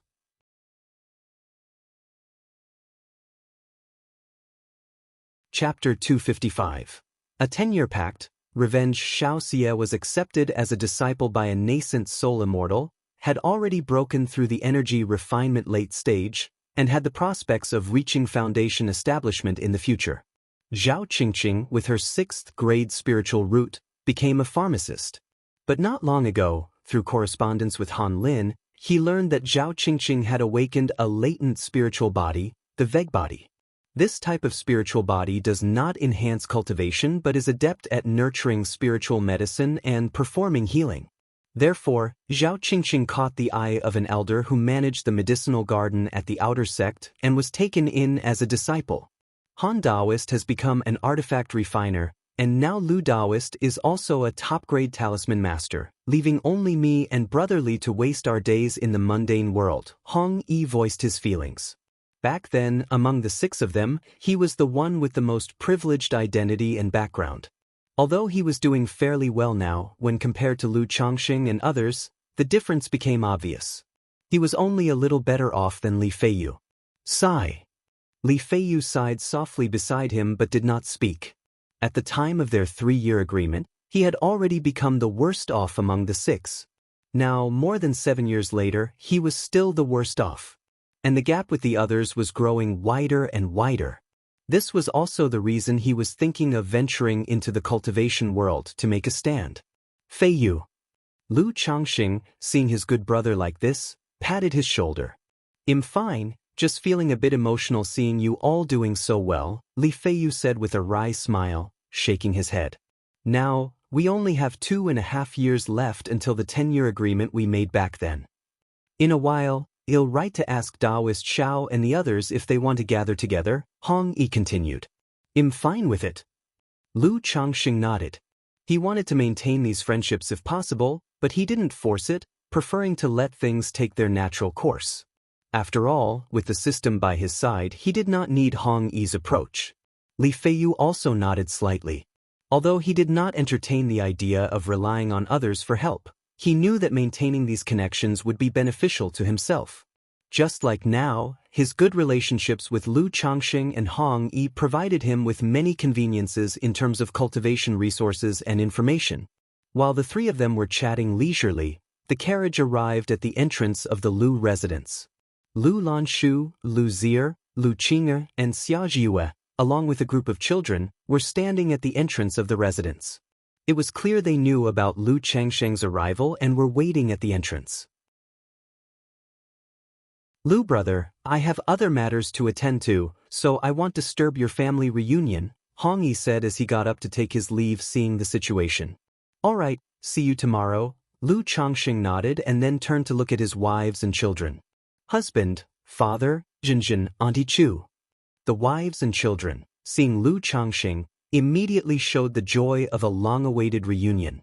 Lu Weio and Lu Shila even rushed over to embrace Lu Changxing. Haha, Did you miss Daddy? Seeing this, Lu Changxing held the children and ruffled their heads, a smile also spreading across his face. We missed you. After not seeing them for over a year, the children had all grown taller. From their stature and movements, it was evident that they had a solid foundation in martial arts. Such minor improvements in martial arts also boosted Lu Changsheng's ability. However, this boost was too insignificant. For Lu Changxing, who was cultivating the 100 Refinements treasure body art, it was almost negligible. Lan Shu, it has been hard on you all these days, Lu Changxing said to his wives. Husband, it wasn't hard.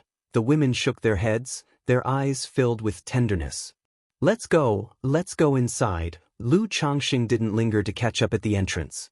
He patted his eldest son, Lu Pingan, who had nearly grown as tall as his chest, and went inside with his wives and children. Now, the Lu residence had changed considerably from 1.5 years ago.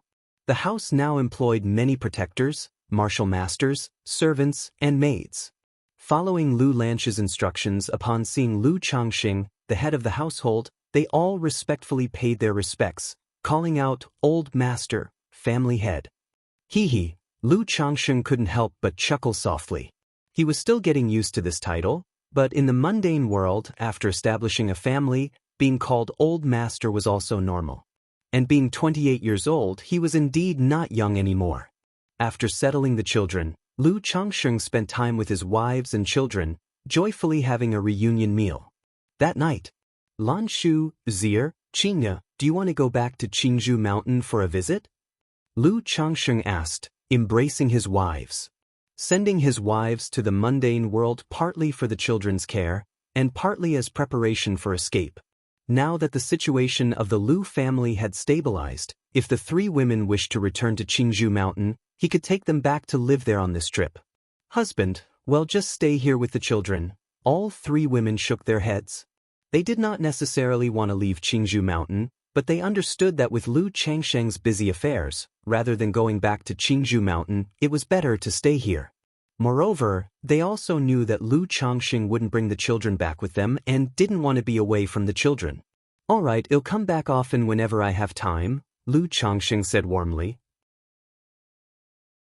He still had quite a bit of affection for his first three wives, and, following his words, he expressed his love through his actions. The next day, Zhinzhin, why don't you stay at home, and I'll go alone, Lu Changxing said to Chu Zhinzhin. Although this trip was meant to bring Chu Zhinzhin along for revenge, she had never dared to kill even a chicken, let alone take a life for revenge.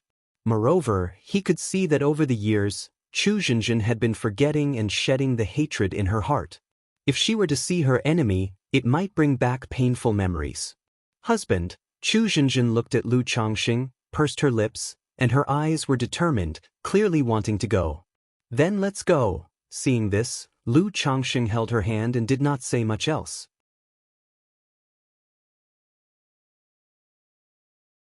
Chapter 256. A 10-year pact, revenge. Accompanied by Chu Zhinzhin, he arrived at the Rui royal mansion. Upon learning of Lu Changsheng's arrival, the doorkeeper immediately went to report it. Not only Hong Yi came out to greet them. Hong Yi's father, the Marquis of Rui, also personally came out to greet them. This Rui Marquis appeared to be in his 50s. However, through Hong Yi, Lu Changxing knew that this Rui Marquis was actually over 70 and had more than 40 children. 7th level energy refinement. Lu Changxing recognized the cultivation level of the Rui Marquis at a glance.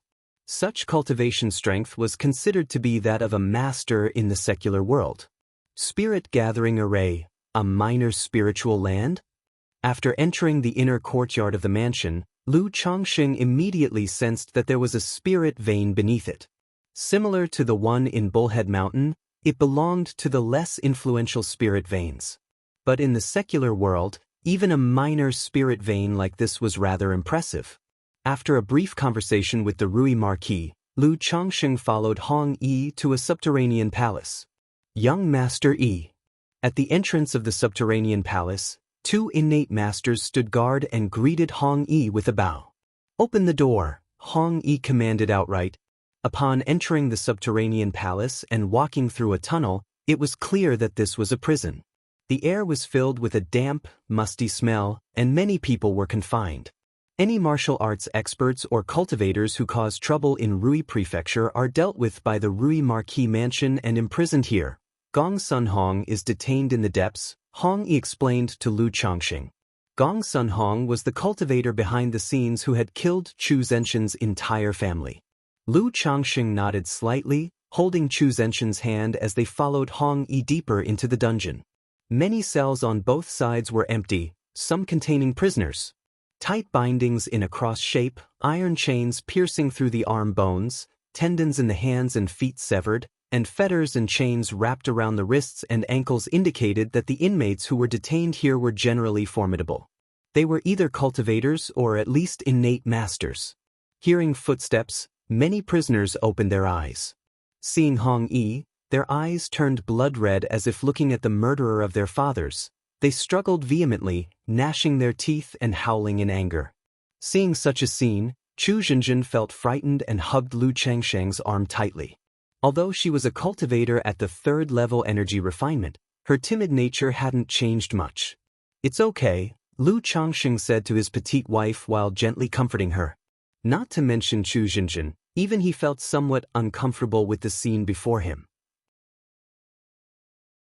After all, the most tragic scene he had witnessed was the killings in Red Leaf Valley.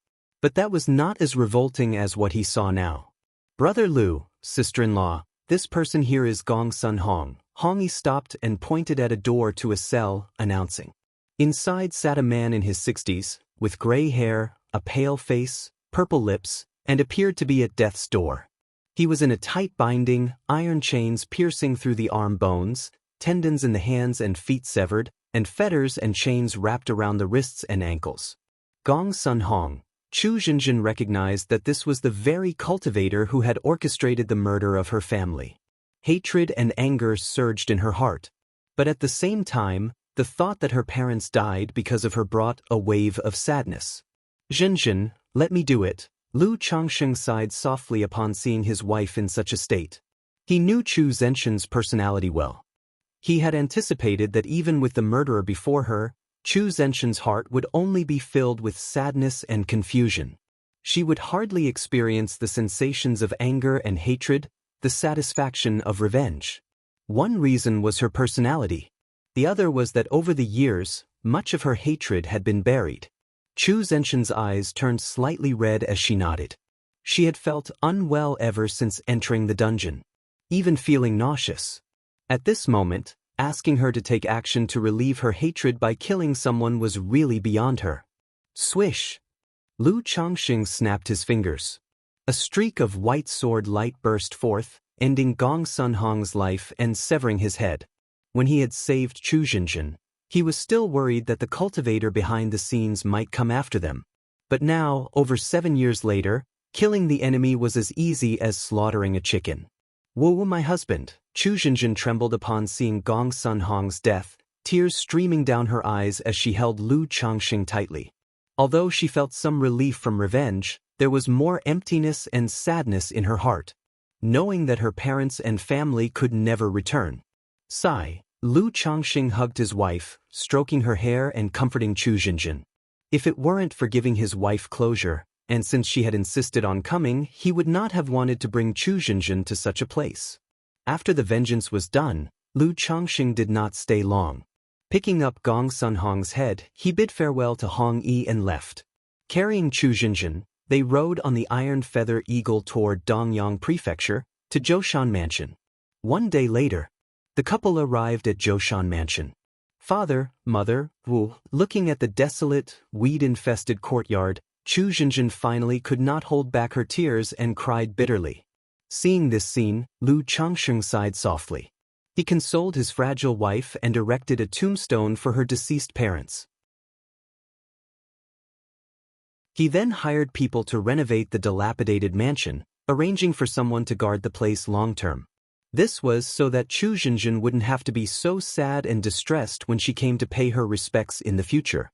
He also thought that, should her elder brother who had taken up the demon path return, he would see that his sister was still alive and well taken care of.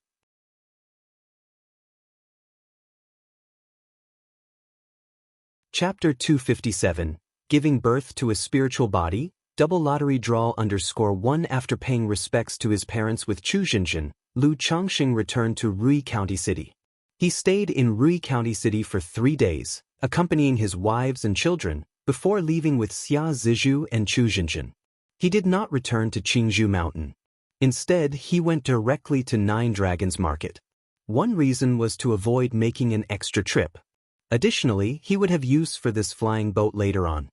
He needed to send several maids and children from the marketplace into the mundane world. 5 days later, the flying boat descended outside Nine Dragons Market.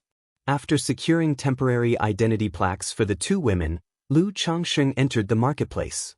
Back when he left Qingzhou Mountain, 7 of the 9 pregnant women had already given birth. The remaining 2 would also give birth in a couple of months. Now I already have 18 children with a spiritual root, but I don't know if these 2 children will have spiritual roots. Lu Changxing felt somewhat expectant in his heart. Both maids were purchased from White Jade Tower and possessed 9th grade spiritual roots. Therefore, there was a not-so-small chance that the children in their wombs would have spiritual roots. However, it was very unlikely for both to possess spiritual roots. Lu Changxing did not pay too much attention to it.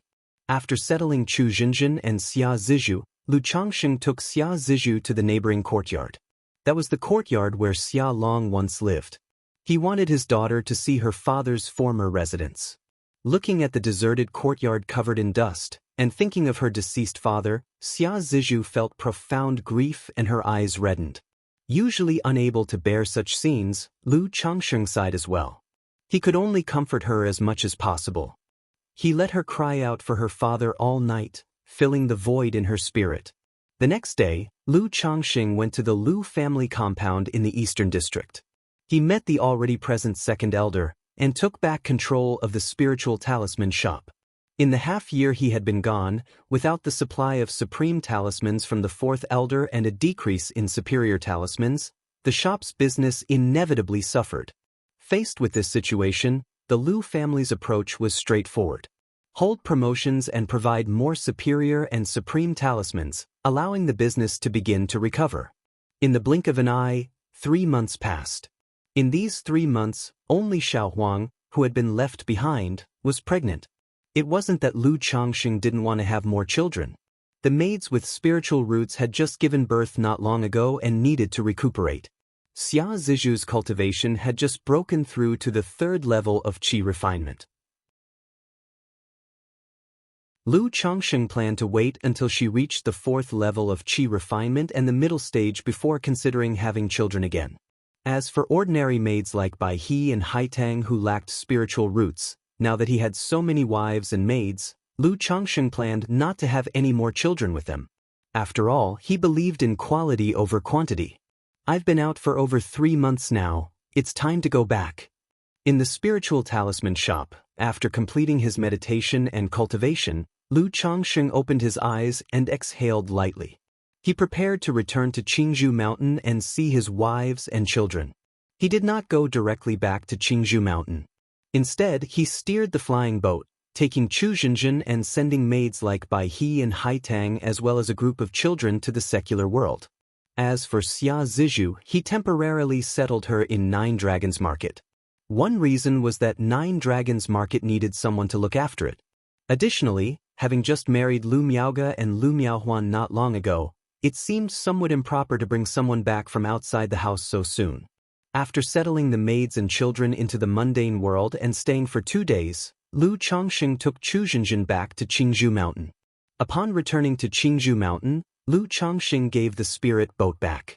He stayed at home for 3 days, accompanying his wives and children.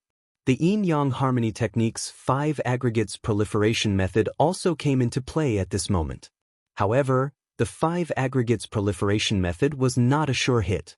It merely increased the odds. Lu Changxing didn't know how effective it had been over these 3 days. 3 days later, amidst the reluctance of his wives, Lu Changxing rode the Iron Feather Eagle, taking Jiang Luiyue back to Nine Dragons Market. Qingyun Sect. Kaiyun Peak, Mingyue Residence. Xiao Xia was dressed in a long, white gown, with a cool and ethereal demeanor, resembling a fairy from the moon palace. Clouds are heartless, the moon is heartless. She looked at the supreme forgetful love technique she was cultivating. She had completely understood the methods in the technique and even cultivated it to the 9th level of qi refinement. But when it came to the states of mind and the artistic conception of the technique, she could never grasp the essentials and failed to comprehend them. After pondering for a long while, Xianxia let out a soft sigh, took the cultivation technique, and went to the highest palace at the top of Kaiyun Peak. Upon reaching the palace, she saw a tall, slender, and breathtakingly beautiful figure in colorful garments standing in a daze at the railing, gazing into the distance. From the side, one could discern her magnificent curves under the loose, colorful garments, resembling a valley among rolling hills. Her long, silky, jet-black hair hung down to her waist, almost covering her mature and full curves. "Master!" Xianxia called out respectfully. She couldn't remember when it started, maybe 3 or 4 years ago. Her master began to enjoy standing alone, gazing into the distance. "You've come. Is there something you need?" Yun Wanshang turned her head to look at her, her stunning face revealing a gentle smile. "Master, I've disappointed you. I'm still unable to grasp the state of mind of the supreme forgetful love technique." Xianxia held out the technique in her hand and spoke softly. "Sigh." Yun Wanshang looked at her disciple who once was lively and clever, now cool and indifferent due to the supreme forgetful love technique, her beautiful eyes tranquilly impassive, and her demeanor pure and saintly, and she let out a slight sigh. "Yu, the first layer state of mind of the supreme forgetful love technique is clouds are heartless, the moon is heartless. What's your understanding of it?" Yun Wanshang asked. "Both the clouds and the moon are in the sky, yet the moon is thousands of miles away from the clouds, with no interrelation between the two. Naturally, the clouds are heartless, and so is the moon." Xianxia replied, explaining her understanding.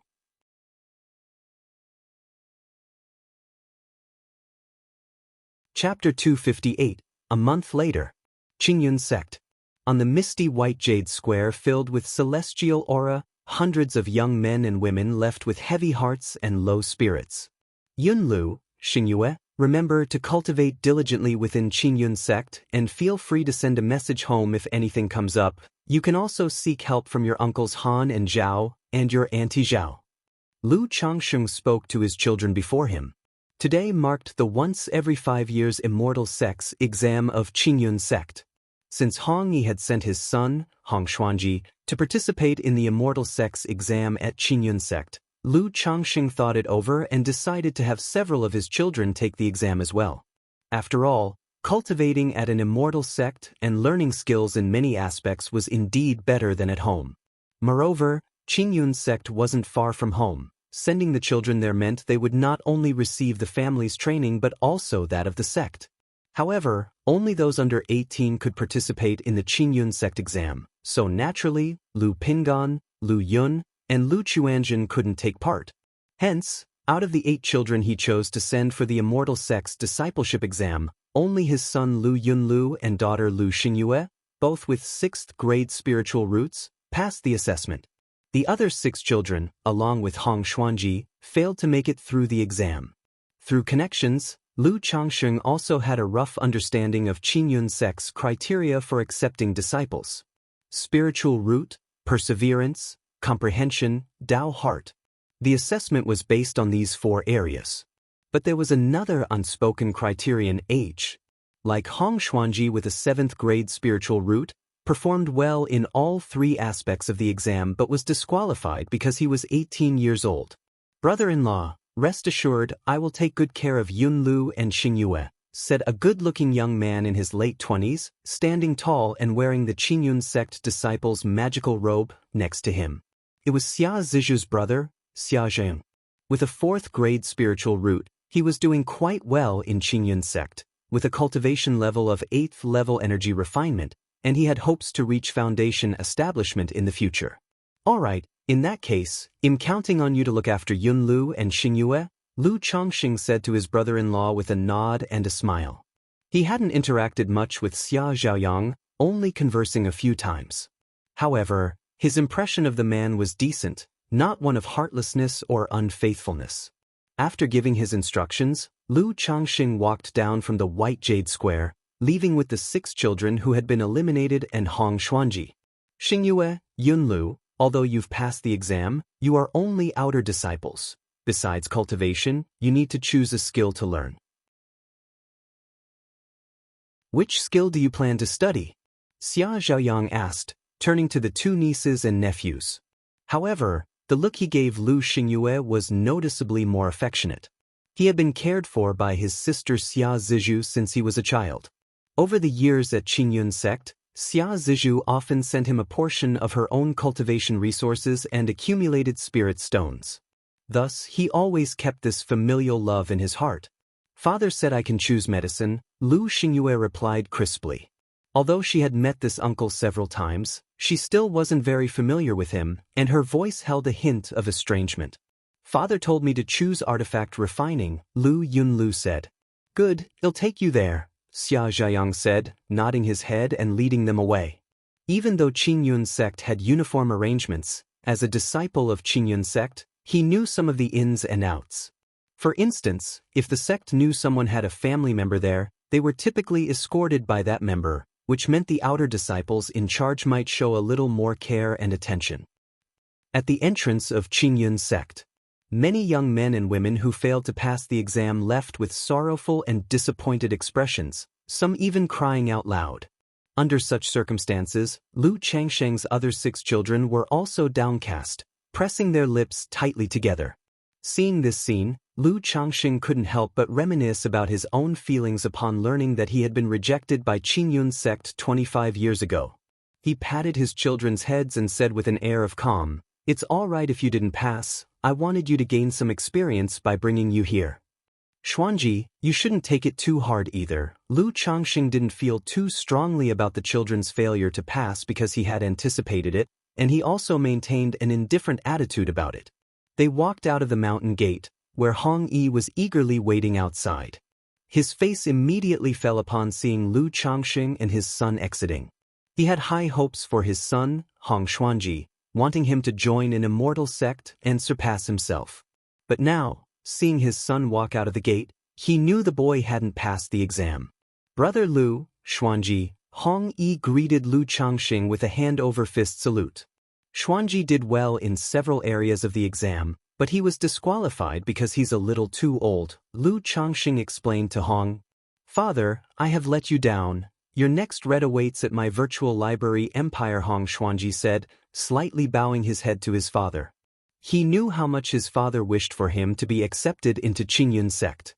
Ah, it's okay, Hong Yi sighed deeply, patted his son's shoulder, and didn't say much more.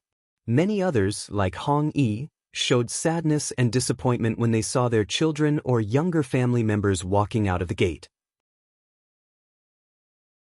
Most of them, being loose cultivators, understood the hardship of such a path and wished for their offspring to be admitted into an immortal sect.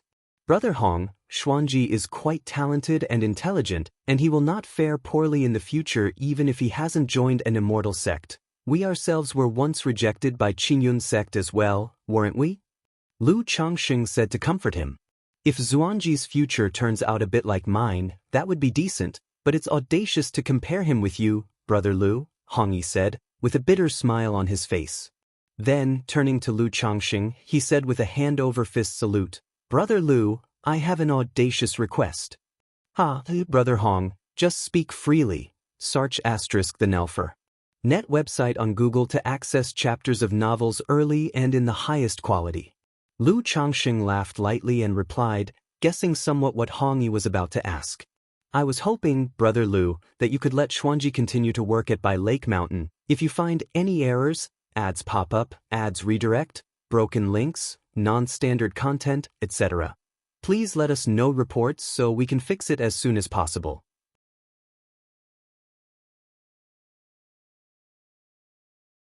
Chapter 259.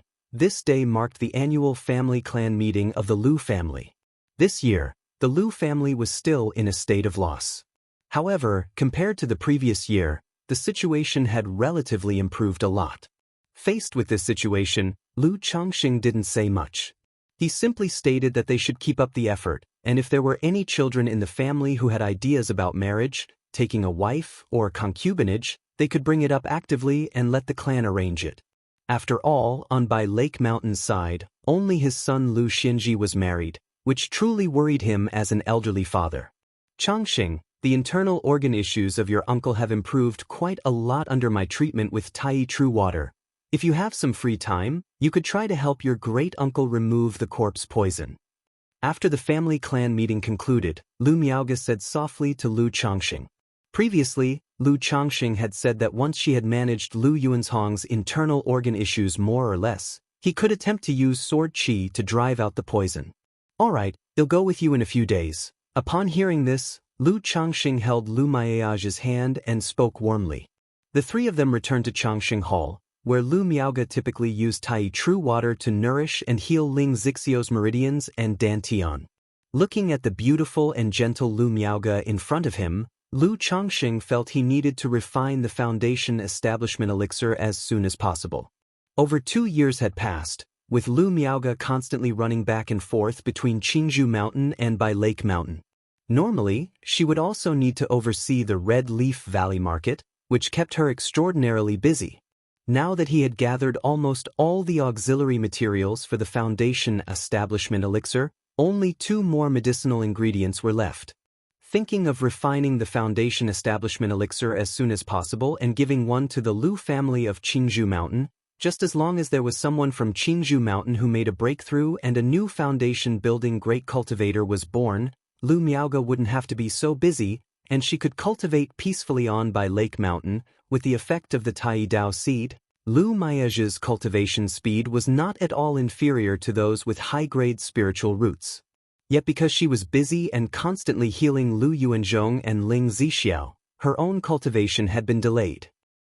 3 days later, after informing Xiao Xie and Ling Zixiao, Lu Changxing went with Lu Miaoge to Qingzhou Mountain to help Lu Yuanzhong eliminate the corpse poison. Considering that Lu Miaoyun and Lu Miaohuan had also not returned for quite a long time, he took both women with him, as well as his son Lu Yun, Lu Qingsong, and others to go together. Changxing, Miaoge, you've come. Learning of Lu Changxing's arrival, people like Lu Yuanzhong and Lu Yuanding came out to welcome them. Father-in-law, uncle, Lu Changxing greeted the newcomers cheerfully. After a simple catch-up, Lu Changxing checked Lu Yuanzhong's condition. Under Lu Miaoge's application of Tai True Water, Lu Yuanzhong's organs, which had been corrupted by the corpse poison, regained vitality. But the issue of the corpse poison in the organs still hadn't been resolved, clinging to the organs like a persistent illness. Ancestor, although I am somewhat confident in driving out the poison, now that the corpse poison has integrated with your organs, it might be hard to completely eradicate it. If the detox goes too deep, it could also harm your organs, Lu Changxing said after pondering for a moment. Changxing, just do as you see fit, Lu Yuanzhong said. With the strength and methods Lu Changxing had shown and the changes in Lu Miaoge, he had utmost faith in Lu Changxing. Continue your journey at my virtual library empire? Alright, Lu Changxing nodded, asking Lu Yuanzhong to lie down. He placed his palm on the man's chest and began to drive out the corpse poison with the 7 luminaries' sword qi. This, such a domineering and fierce sword qi. Lu Yuanzhong's expression shifted slightly, revealing a look of shock in his eyes. Through the 7 luminaries' sword qi, he instantly felt that Lu Changxing's mana was overwhelmingly powerful and domineering, even more so than Lu Miaoge's mana. He marveled internally at what cultivation technique Lu Changxing practiced to possess such tyrannical mana and sword qi. Had it not been for this treatment, he truly wouldn't have known the extent of Lu Changxing's combat power, thinking that Lu Changxing's true skills lay in talismans. Now, it seemed, Lu Changxing hadn't fully wielded his power against the 3 foundation establishment cultivators from the Yu family back then. Sister Miaoge, use Tai True Water to protect Uncle's meridians. Lu Changxing carefully removed some of the residual corpse poison from Lu Yuanzhong's organs with the 7 luminaries' sword qi, but the corpse poison had lingered for years, like a disease in the bone, quite troublesome to handle.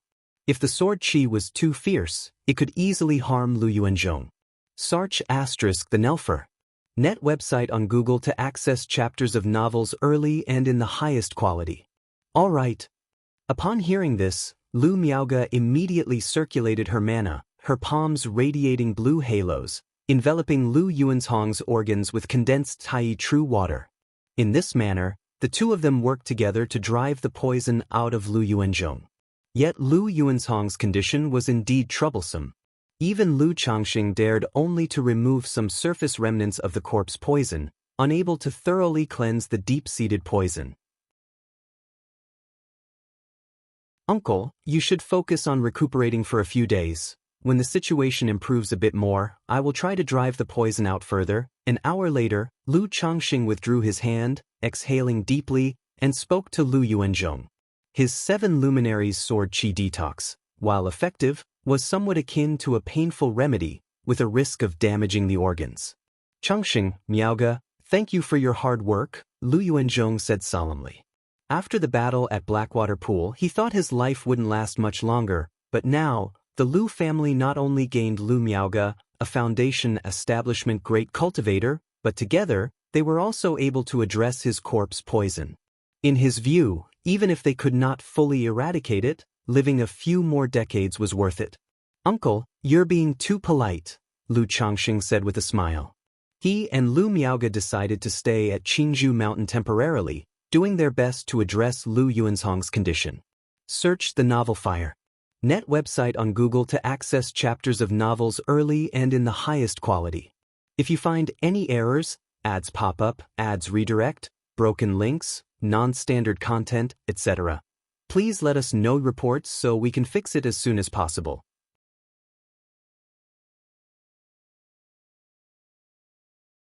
Chapter 260, Giving Birth to a Spiritual Body, Double Lottery Draw, Xiu. Clouds embrace the light of Yuer, casting the shadow of a colorful cloud upon the ground. To those on Earth, it appears the moon rests among the clouds as they wrap around each other, coexisting in reliance. Therefore, to achieve the essence of the supreme forgetful love technique, one must aspire to become heartless and forget emotion, yet one must first face the emotional trials, joy, sorrow, separation, and reunion, to gain a profound enlightenment and a deep understanding of the mysteries of forgetting emotion. Previously, your teacher had asked Elder Yun to refine the red dust elixir, hoping that with its aid, you would comprehend the chaos of mortal life and could skip this step. But now it seems that, in the end, you must rely on yourself. Yun Wanshang uttered these words.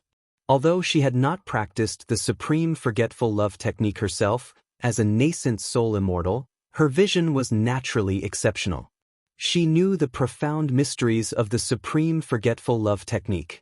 To face the emotional trials. Xianxia naturally knew what it meant to face emotional trials.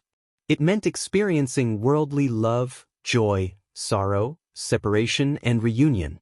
However, as she practiced the supreme forgetful love technique, she could feel herself becoming more and more indifferent, rarely moved by emotions or disturbed by feelings. Under such circumstances, to experience joy, sorrow, separation, and reunion was extremely difficult.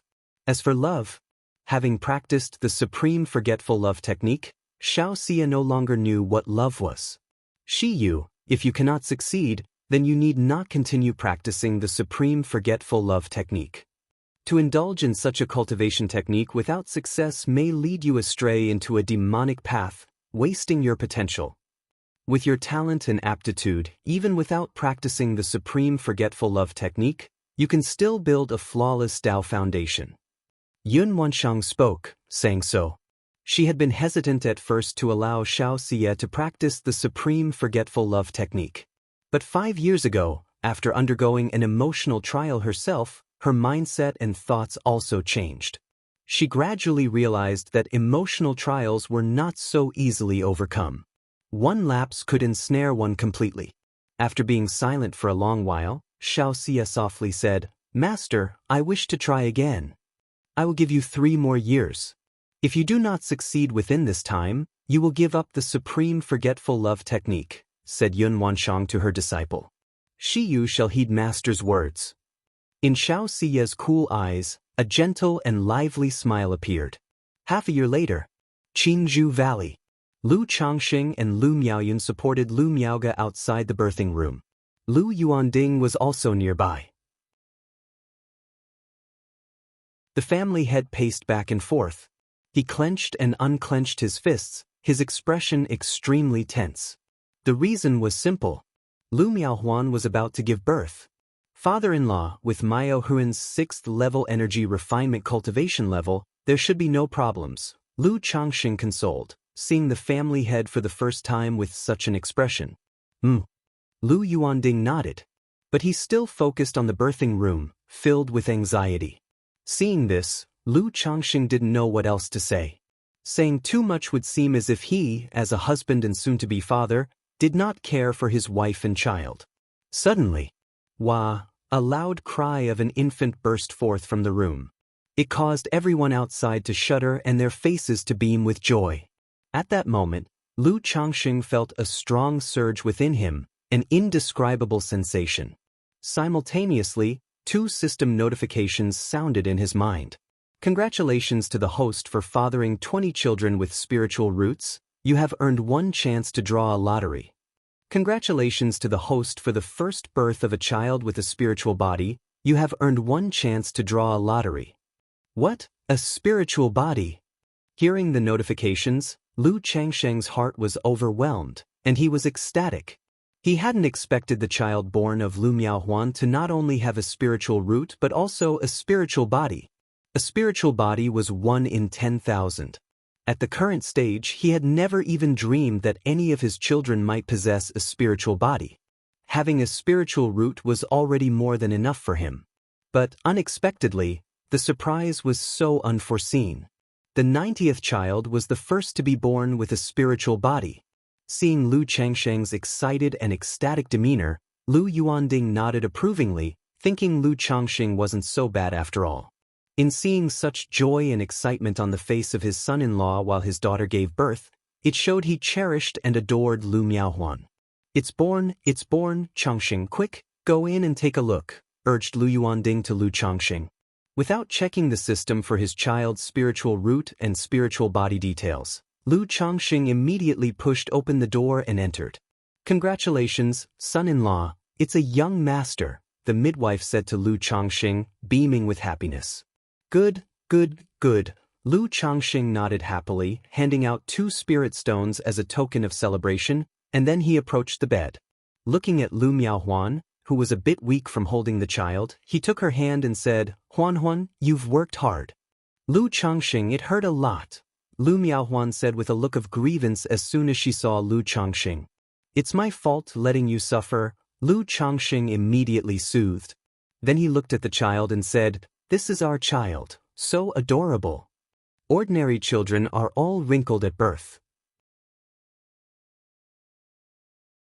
But Lu Changxing knew that children born to cultivators were different, with skin smooth and radiant, never wrinkled. Such children, even without a spiritual root, would be martial prodigies if they practiced martial arts in the future. Hee, so tiny, Lu Miaohuan said, smiling happily as she teased their little one in her arms. The baby didn't cry but peered around with round, curious eyes, gazing at the world. Let's go see father-in-law, suggested Lu Changxing.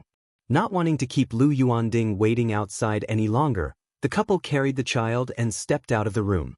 Oh, my dear grandchild, let me have a look. Lu Yuanding, who had been waiting impatiently outside, was thrilled to see Lu Changxing and Lu Miaohuan with the baby and eagerly moved closer to hold the child, his eyes crinkling with a smile.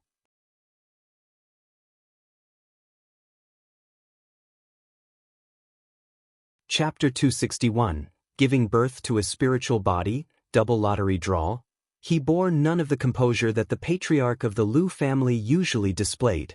He reached out to touch and pinch the baby's small face, causing the infant to cry out with a wah. Ha, you Shu, Huaner's child is born. Your grandson is born, did you hear that?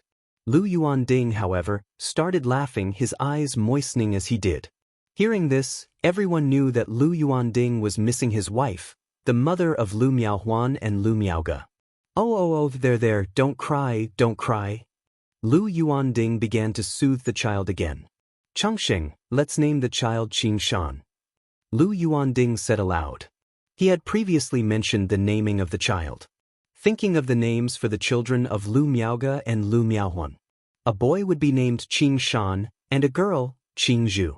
As father-in-law wishes. Lu Changsheng nodded. He had been through so many names already. He wasn't particularly concerned about naming, feeling that it was all the same regardless of who chose it. He also knew that the name Lu Yuanding had chosen carried the meaning of Qingzhu Mountain. In this manner, with everyone making merry and soothing the baby, Lu Changsheng finally found some free time after dinner. System. Lu Changsheng entered the study and silently called out in his mind. Name, Lu Changsheng. Identity, son-in-law of the Lu family of Qingzhu Mountain. Cultivation level, 8th level energy refinement. Lifespan, 29/155. Talents, 6th grade spiritual root, Gingjin body constitution, medium grade spiritual body. Cultivation techniques, 100 refinements treasure body art, 7 luminaries great freedom sword scripture, yin-yang harmony technique, immortal beauty technique. Spells, 7 luminaries sword beam, 7 luminaries sword shield, 7 luminaries sword flight. Items, golden light brick talisman treasure, black dragon magical bead, book of malevolent curses and fates, life substituting talisman, profound origin bead, 2nd rank puppet. Skills, talisman making, 2nd rank, puppetry, 2nd rank. Spiritual pets, 9 netherhound, peach blossom goo. Descendants, 9097s, Gingjin body constitution? Is this my child's spiritual body? Lu Changsheng saw that an additional Gingjin body constitution was listed under his own talents. Immediately he knew this was his son, Lu Qingshan's spiritual body. He instantly looked toward the descendants section, his spirit stirring slightly. Name, Lu Qingshan. Lifespan, 184th. Talents, 6th grade spiritual root, Gingjin body constitution, medium grade spiritual body. Cultivation level, none, as expected. Lu Changsheng saw the panel for his son and inwardly said as expected. Not only did he possess a 6th grade spiritual root, but also the Gingjin body constitution. The Gingjin body constitution is one of the more common types among the 5 elements spiritual body. I wonder which attribute my son's spiritual root leans towards. If the spiritual root also leans toward the metal attribute, even with a 6th grade spiritual root, as long as he cultivates metal attribute cultivation techniques, his cultivation speed will not be any weaker than those with higher grade spiritual roots. Lu Changsheng felt a surge of excitement and joy. Out of curiosity about spiritual bodies and because of Xia Zizhu's spiritual body, he had looked through a lot of information about them. He knew some of the more common spiritual bodies. This Gingjin body constitution was one of them. Although it wasn't considered a rare spiritual body, it was still a spiritual body. Knowing that this type of spiritual body, when paired with a spiritual root of the same attribute and cultivating metal attribute cultivation techniques, could match the cultivation speed of a higher grade spiritual root. Moreover, it didn't just enhance the cultivation speed. Cultivating the corresponding attribute techniques, spells, and divine skills would also be more powerful, surpassing those of the same rank. It would be best if it's a metal attribute spiritual root, but it doesn't matter if it's not. Moreover, I have the 7 luminaries great freedom sword scripture, so there's no need to worry about any attribute of cultivation techniques unless my son has a mutant spiritual root. Lu Changsheng exhaled softly. There was now an added anticipation for the future of this child. He was the first prodigy of the Lu family. All the children before had lower grade spiritual roots. This one not only has a middle grade spiritual root, but also possesses a spiritual body. Immediately after, Lu Changsheng began his cultivation in a seated position. He personally experienced the effects of this Gingjin body constitution. After a long while. Is it because the child has just been born and the spiritual body is still growing? After briefly cultivating, Lu Changsheng could feel his intake and outflow of spiritual energy during qi refinement was smoother with the metal attribute. But the effect was not as astounding or transformative as one might imagine. He guessed in his heart that it was because the child was newly born. Like the spiritual root, this Gingjin body constitution was still growing. It needed to reach a certain age to be fully developed. I cultivate the 7 luminaries' great freedom sword scripture, and this Gingjin body constitution mainly enhances the lethality of my spells somewhat, not contributing much to cultivation itself. The quickness of metal attribute spiritual energy might even affect the balance I maintain while cultivating the other attributes. Unless in the future I have more children, providing me with one of each of the 5 elements spiritual body types, Lu Changxing mused to himself. He knew that such a spiritual body is best paired with corresponding attribute cultivation techniques. If one cultivates other attribute techniques, it might even be detrimental. And the 7 luminaries' great freedom sword scripture that he cultivated required maintaining a balance among the 7 attributes of yin, yang, and the 5 elements. Lu Changxing didn't pay too much attention to this. Thinking of the 2 additional draw chances he had, he silently invoked System Draw. Immediately, the system's spinning wheel appeared. Start the draw. Seeing the roulette wheel, Lu Changxing didn't overthink it. With a thought, he directly initiated the draw. Suddenly, a beam of golden light swiftly moved around the wheel, eventually settling on elixir medicines. Ding! Congratulations, host, on obtaining a 3rd-rank coagulation crystal elixir. Reward has been issued to the system space, available for host to check at any time. An elixir medicine icon emerged from the spinning wheel, accompanied by a system notification. Coagulation crystal elixir? Lu Changxing was surprised to see what he had drawn. He naturally knew what the coagulation crystal elixir was. It was somewhat similar to the foundation establishment elixir, but it was many times more precious than a foundation establishment elixir. An elixir that could help foundation establishment cultivators increase their chances of reaching core formation and enhance the quality of their core. For most cultivators, even a foundation establishment elixir was a luxury, hard to come by. And this coagulation crystal elixir that aids in core formation, its preciousness could be imagined. Elixir medicine, coagulation crystal elixir, quality, 3rd rank, description. When a cultivator at the peak of foundation establishment attempts core formation, consuming this can increase the chances of core formation by 30% and also improve the quality of the core formed. Within the system space, information about the coagulation crystal elixir appeared. 30% increase in the chances of forming a core, and it even has some benefits to the core's quality.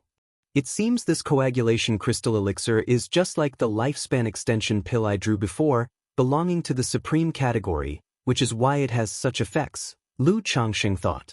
With this coagulation crystal elixir, I won't have to worry about core formation once I have established my foundation, Lu Changxing said with a joyful expression. He had initially wanted to draw a foundation establishment elixir. Unexpectedly, his draw turned out to be a coagulation crystal elixir, which was of a higher grade and more precious than a foundation establishment elixir. But core formation is still quite far off for me, Lu Changxing sighed lightly, deciding not to dwell further on the coagulation crystal elixir. He planned to just store it in the system space. He would take it out when the time came to use it.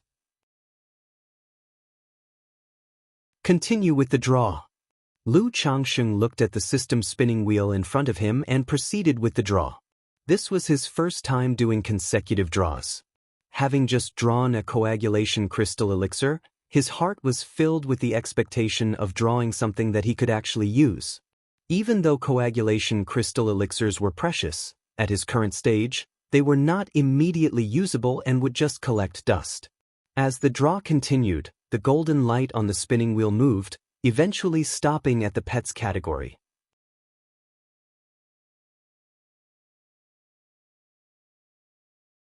Chapter 262. Li Feiyu leaves, the Lu family ancestor passes away. Congratulations, host, for obtaining a 6-winged golden silkworm larva. The reward has been delivered to the system space. The host can check at any time. A golden insect pattern with a shining glow and a pair of wings on its back emerged from the big roulette wheel, accompanied by the sound of a system notification. 6-winged golden silkworm? Lu Changsheng looked at the reward drawn by the system, his eyebrows raised. He hadn't expected that among pet beasts, there were not only beasts but also bugs. This means that the pet lottery encompasses everything: feathers, fur, scales, insects, plants, and so on. If that's the case, in the future if I draw a plant demon pet, I won't have to worry about the spirit plants for cultivating the heavenly longevity technique. Lu Changsheng thought to himself. He had not forgotten the heavenly longevity technique he had acquired from Xia Long. He had always thought that once he had the strength and conditions, he would have his wives and children plant trees for cultivation. Without further thought, Lu Changsheng's mental spirit gave a slight stir as he looked towards the six-winged golden silkworm he had just drawn. Magical bug, six-winged golden silkworm. Rank, Heaven rank superior. Description: one of the ancient rare insect species, lays eggs once every 100 years, hatches into larvae after another century. Newly hatched larvae have only one pair of wings, but mature ones have 3. They are fearless against divine skills and magic, but are ferocious, with low intelligence and difficult to tame. SSS, a heaven rank superior magical bug? Even a rank higher than the 9 Netherhound's bloodline. I wonder how long it will take for this 6-winged golden silkworm to mature and develop 6 wings. Lu Changsheng considered the information about the 6-winged golden silkworm, thinking to himself.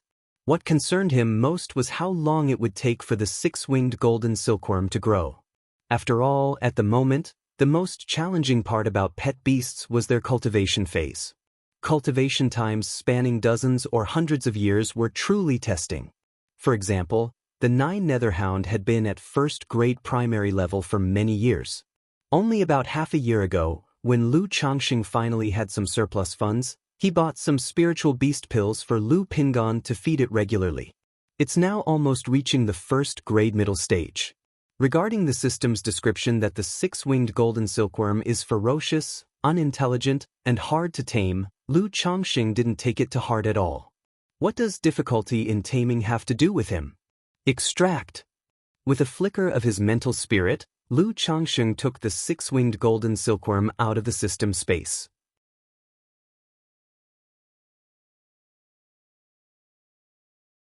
His only connection to her was through the Lockhart goo.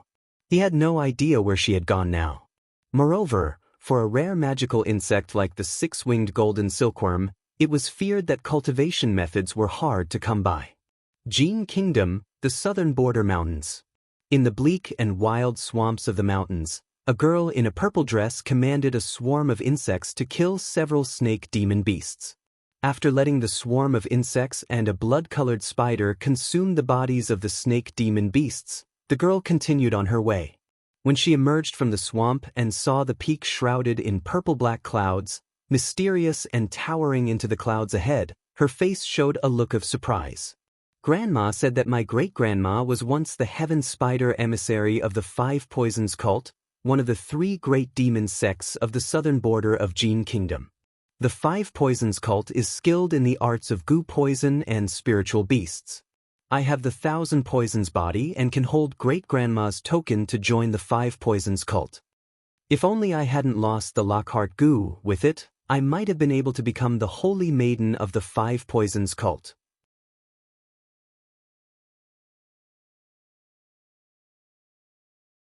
Chapter 263.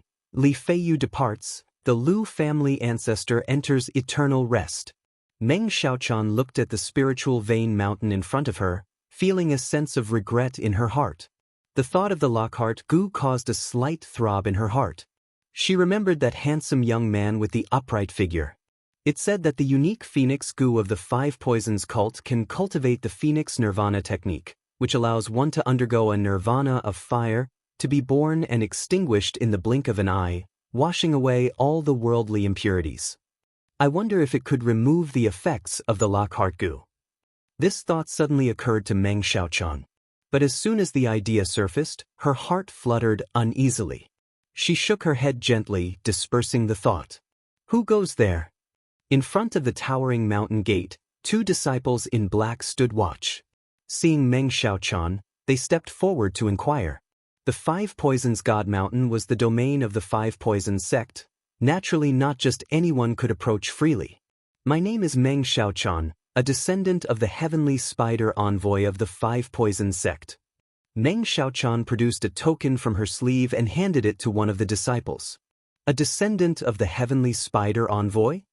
The two disciples examined the token, exchanging glances.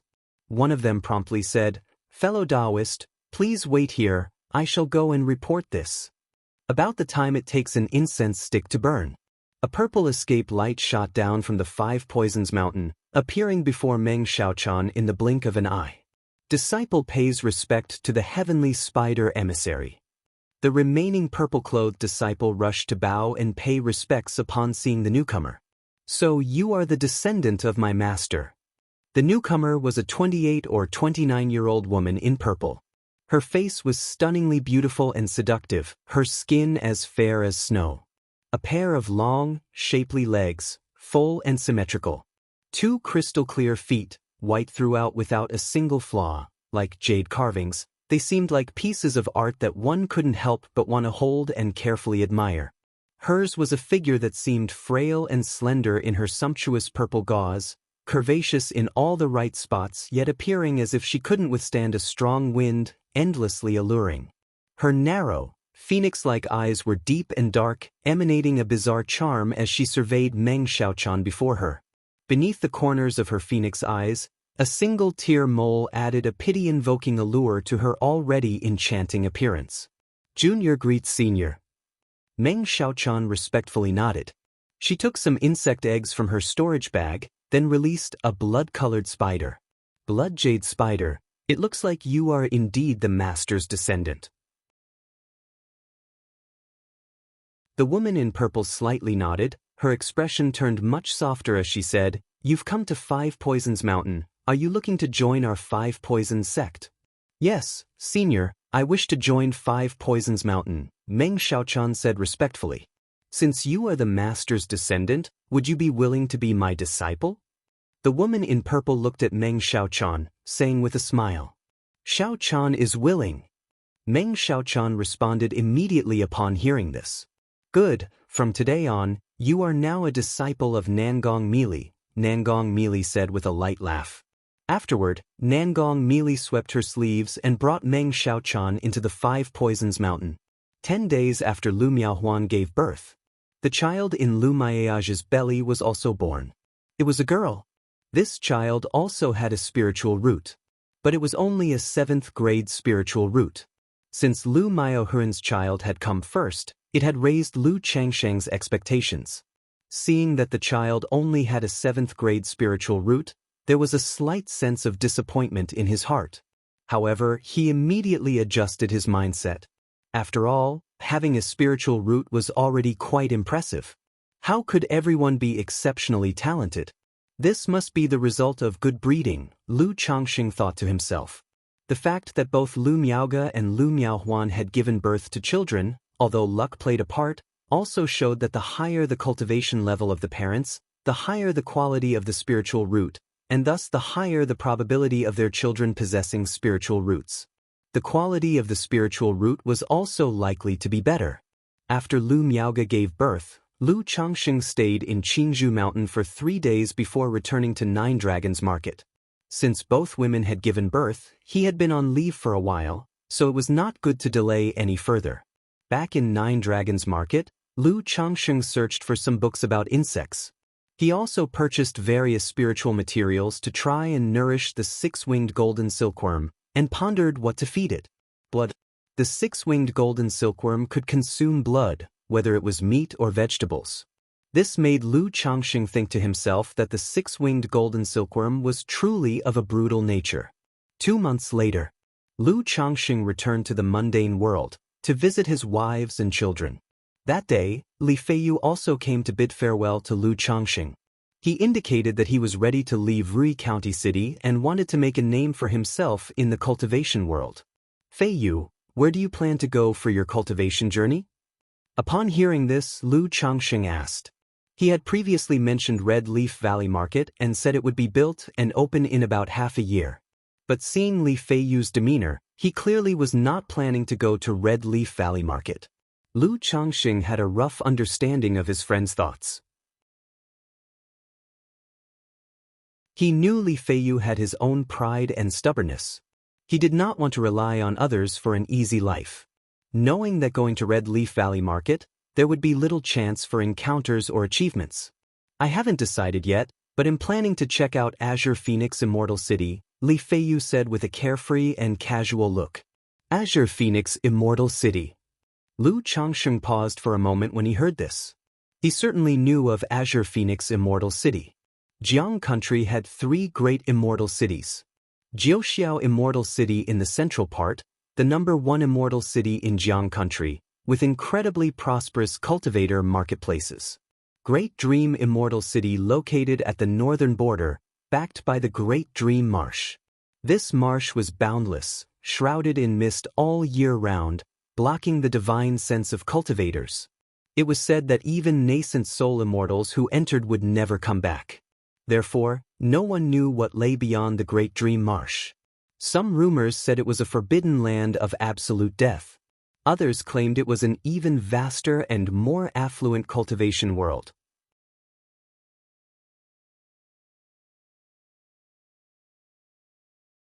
Chapter 264. Li Feiyu departs, the Lu family ancestor passes away. The Azure Phoenix Immortal City is located on the southern border of Jiang Country, close to the Myriad Beasts mountain range, and borders Yu Country. Not only can one go to the mountain range to temper oneself and hunt demon beasts for money, but one can also go to Yu Country to interact with Yu Country cultivators. At ordinary times, many Yu Country cultivators gather in the Azure Phoenix Immortal City, which is considered a holy land for loose cultivators. Many loose cultivators who aspire to make a name for themselves will go to the Azure Phoenix Immortal City to take their chances. But likewise, such a place is incomparably dangerous. The level of danger is estimated to be tens of times that of the 9 Dragons market. Every year, countless cultivators are buried in the wilderness, unknown. The cultivation world is so vast, one must see it. I heard the Azure Phoenix Immortal City is a holy land for loose cultivators, and as a loose cultivator myself, naturally I should go and see. I'm not saying I'll make something big out of it, but at least I'll witness the cultivation world. Li Feiyu said with a smirk. He had made inquiries about the Azure Phoenix Immortal City and naturally knew its dangers. But danger and opportunity coexist. For an ordinary loose cultivator, if one wishes to rise above others, this is the best place. Otherwise, with his 7th grade spiritual root, rolling in the secular world or small marketplaces, it would be difficult for him to achieve much in this lifetime. There's a year and a half left in our 10-year pact. Will you come then? Lu Changxing inquired. Previously, Hong had written to inquire of Xiao Siye, Zhao Qingqing and Han Lin about the 10-year pact. All 3 had agreed, expressing that they would get together at that time. I'm not planning to head directly to the Azure Phoenix Immortal City, but instead to travel around first. After attending the pact, then I'll truly head to the Azure Phoenix Immortal City. Li Feiyu didn't hide his thoughts either. He knew the Azure Phoenix Immortal City was extremely dangerous. And he wouldn't just head there blindly. Although he had gained considerable understanding of the cultivation world over the years, he had not truly stepped into it. Most of his time was spent on Qingzhou Mountain, and his knowledge of the cultivation world wasn't direct enough. He planned to spend this next year and a half facing and adapting to the cruelty of the cultivation world. Changxing, if I don't come back by then, please help take care of my home. Li Feiyu continued to speak. He had said this before. But now, just before leaving, he said it again. I've agreed to this, but I believe that situation will not arise. Lu Changxing nodded slightly, without the mood for jokes. He took out a stack of talismans, a first-grade middle-grade puppet, 300 spirit stones, and a storage bag. Feiyu, take care of yourself, keep these things for self-defense. When you return, well, drink and revel together. Lu Changxing said this. Li Feiyu was his first friend in this world. He had even saved his life once. Now that the other was about to venture out for training experiences, one could imagine how hard and dangerous it would be. Naturally, he hoped his good brother would have smooth sailing. It's too precious, I can't accept it. Li Feiyu immediately shook his head when he saw the nearly 100 talismans, a puppet, and so many spirit stones. When he was in Qingzhou Mountain, relying on his own hard work, he could earn 5 or 6 spirit stones a month. Now in the secular world, by teaching Lu Changsheng's children and working with Hong Yi, he earned an average of about 10 spirit stones a month. What Lu Changsheng was offering was a considerable sum of money for him. If you still consider me a brother, then keep it. I can afford it now, and you will need some magic artifacts when you go out. Use these spirit stones to buy a few artifacts for self-defense. Lu Changsheng spoke with a solemn expression. Li Feiyu was only at the 4th level of his qi refinement, even though he had the strength of a martial Dao innate grandmaster. But against a cultivator in the energy refinement middle stage wielding magic artifacts, he could easily suffer. If he had talismans and magic artifacts by his side, he would be much safer. He didn't offer his own magic artifacts because, apart from the green face sword and a few others, all were of high grade or exquisite quality, which Li Feiyu couldn't utilize. Okay, I'll just owe you then. Li Feiyu, looking at Lu Changsheng's expression, took a deep breath and nodded earnestly. Then he said with a carefree attitude, "Don't worry." Li Feiyu began adventuring through the world at the age of 12, traveling to all corners. It's not that easy for me to stumble and fall. Just to repay this debt, I will also make sure to live well. Li Feiyu said this. Subsequently, the two chatted for a long time. More than a decade of cultivation life had many memories worth reflecting upon, especially since this might be the last time the two of them talked. The next day, Li Feiyu called Hong Yi over, and the three of them had a meal together before parting ways. At the moment of departure, Hong Yi also presented a lower-grade flying sword to Li Feiyu, advising him to take good care of himself. Sigh. Lu Changsheng watched Li Feiyu's retreating figure and sighed deeply. His heart was laden with the heavy feeling associated with lives' separations and death's finality. With a talisman and puppet by his side, and relying on Feiyu's own strength and means, he should be able to fight against cultivators at the energy refinement late stage, or at least escape. Moreover, in the cultivation world, anything can happen. From cliff diving to find treasures to accidentally entering the secret realm of an ancient cultivator's cave, who knows, Feiyu might just stumble upon an opportunity. Lu Changsheng consoled himself in his heart. He didn't indulge too much in sorrow or sentimentality. He discussed with Hong Yi about the Red Leaf Valley market. It would be almost half a year before it would be completed and open. He had already alerted the Lu family about the matter of the market's entry spots. However, as for the shops, only ordinary ones with mediocre locations were available to them. The desirable shop locations had been mostly retained by the 4 major families or allocated to other powers. Lu Changsheng learned that to establish the Red Leaf Valley market, the Lu, Bai, Yu, and Zheng families had all invested a great deal of thought and energy. Not only had they made expenditures to appease Qingyun's sect, but they had also semi-gifted some shops and cave dwellings to certain powers. To this, Hong Yi minded not the slightest. Because for the better shops, the Rui Marquis mansion lacked enough spirit stones and simply couldn't afford them. If it weren't for the light cast by Lu Changsheng, they might not have even secured such an ordinary shop. In the blink of an eye, another 2 months had passed. On this day, the second elder sought out Lu Changsheng and informed him that he must immediately return to the family. The Lu family ancestor had passed away. The ancestor has passed away. In the past, Lu Changsheng had seen hints of the deathly aura upon the Lu family ancestor and knew his end was near. But he hadn't expected it to come so swiftly, so suddenly. Recalling how just a year ago this elder had presided over his wedding, he couldn't help but feel emotional.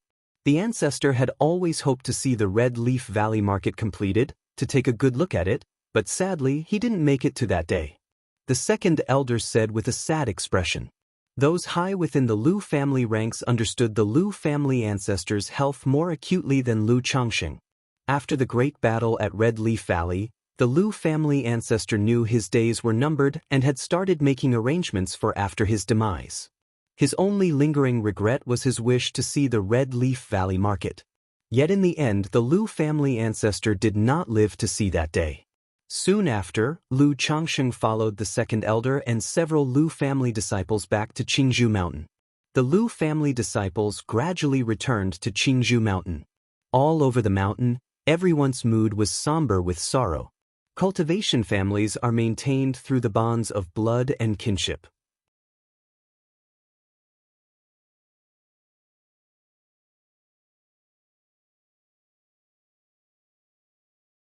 Chapter 265.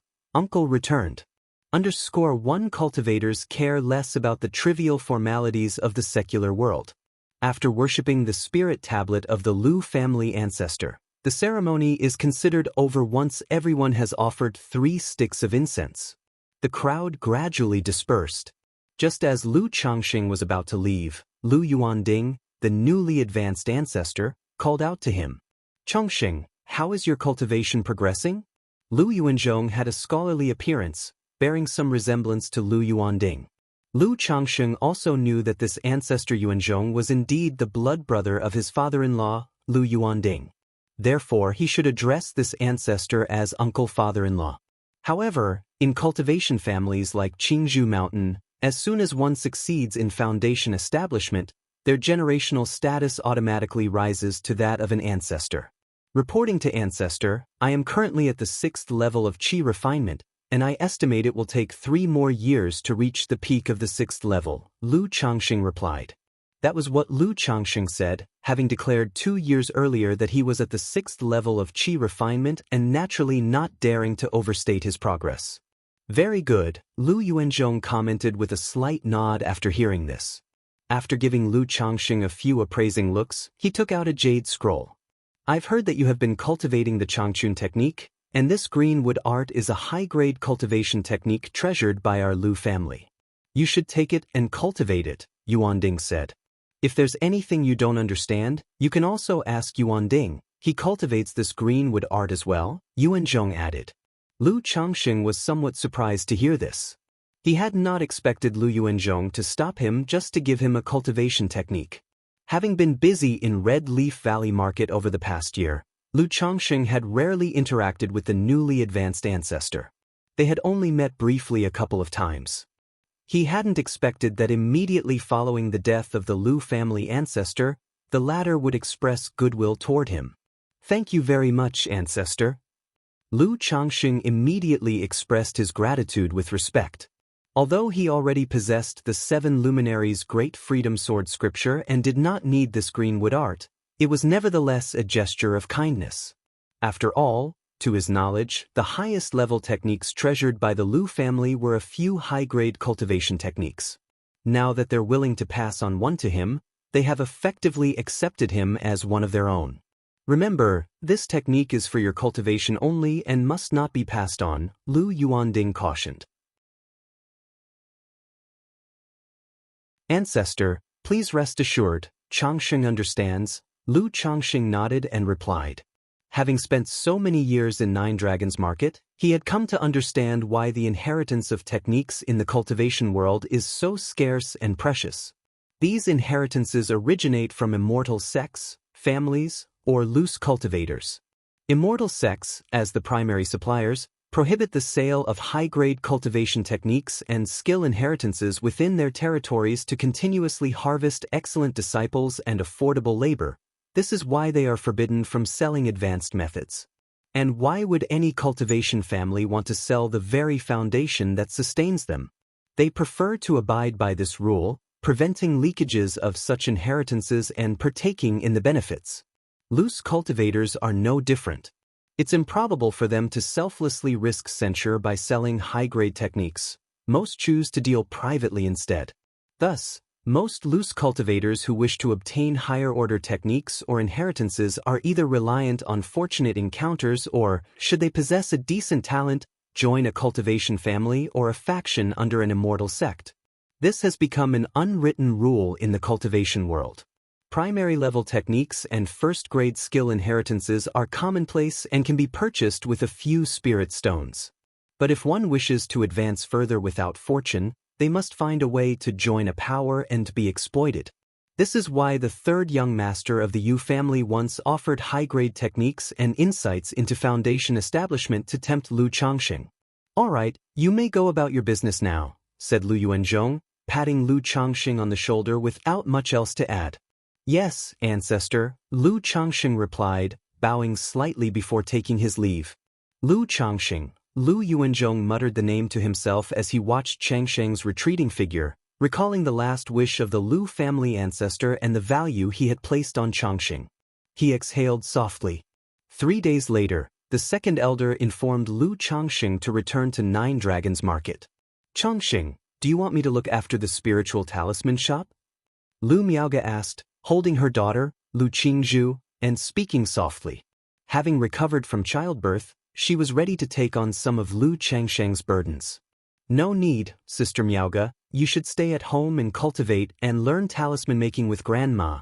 If you go to the marketplace, it will distract you and hinder your cultivation. Besides, Qingzhu is still small and needs your care, Lu Changxing said, pinching his daughter's chubby cheek with a smile. Lu Miaoge's talisman-making skill was currently transitioning from an upper-grade talisman master to a top-level talisman master. Therefore, he did not want his wife to run back and forth between two places and be overburdened. All right, Lu Miaoge replied with a tender smile.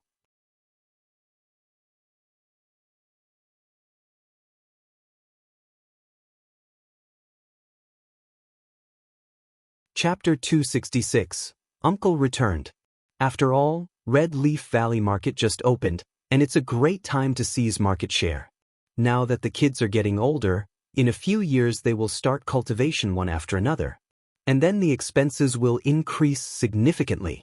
If we have a talisman shop, that would mean another stable source of income. Open a spiritual talisman shop? Lu Miaoge paused slightly when she heard this, then nodded and said, that's doable. With your talisman-making skill, you're already capable of opening your own shop. However, about this matter, you need to give fourth grandma a heads up. Not long ago, Lu Changxing had taken his talisman skills up a notch, demonstrating the prowess of a first-grade top-level talisman master. With such a level of skill, coupled with the Lu family's supply channels, sustaining a talisman shop should be no issue. I've already mentioned this to Grandma and plan to talk to her about it more later. All right, second elder is still waiting for me. Sister Miaoge, I'll head over now, Lu Changxing said. He didn't linger to talk more with Lu Miaoge. After kissing his daughter and wife on their cheeks, he waved his hand and took off. Arriving at the entrance of Qingzhu Mountain, he boarded the second elder's spirit boat and set off for Nine Dragons Market. 2 days later, Lu Changxing returned to Nine Dragons Market. As soon as he arrived home, Xia Zhiyue joyfully brought him good news. Husband, I think I'm pregnant. 2 months ago, she had broken through from the 3rd level qi refinement to the 4th level. After Xia Zhiyue reached the 4th level qi refinement and expressed her willingness, Lu Changxing didn't practice contraception anymore. But whether it was bad luck or due to her spirit-nurturing physique, it took so long for Xia Zhiyue to conceive. You're pregnant, let me see? Lu Changxing smiled when he heard the news, placing his head against Xia Ziyu's lower abdomen. He immediately confirmed that she was indeed pregnant. Jia, you should rest and take good care of yourself at home from now on. Lu Changxing gently stroked her smooth black hair and spoke softly. Even though Xia Zhiyue only had a 7th grade spiritual root, her spirit-nurturing physique made him quite expectant of their child. He could feel his own spiritual root was almost at the juncture between 6th and 5th grade. Having another child with a 6th grade spiritual root should promote his own from 6th to 5th grade. If they were to have a child with a 4th grade spiritual root like Xia Zhaoyang, that would be a direct leap to success. Yes, of course, Xia Zhiyue nodded obediently. Thinking about the plan to open a spiritual talisman shop in Red Leaf Valley Market.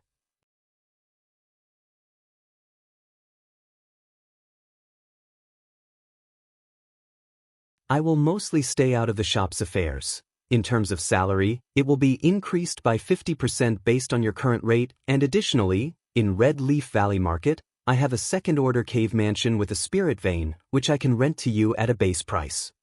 This will also greatly improve your and Zioya's cultivation, Lu Changxing continued. Since he was looking to recruit someone, he had to offer a price that was enticing enough. Otherwise, why would someone agree to work for him? With you putting it this way, Brother Lu, I don't have any reason to refuse, Gao he said with a beaming smile that made his face even more prosperous. Just the 50% increase in salary was tempting to him. Adding on the second-order cave mansion, he had no reason to refuse at all. For ordinary loose cultivators, aside from joining a force, they generally had no means of securing a second-order mansion.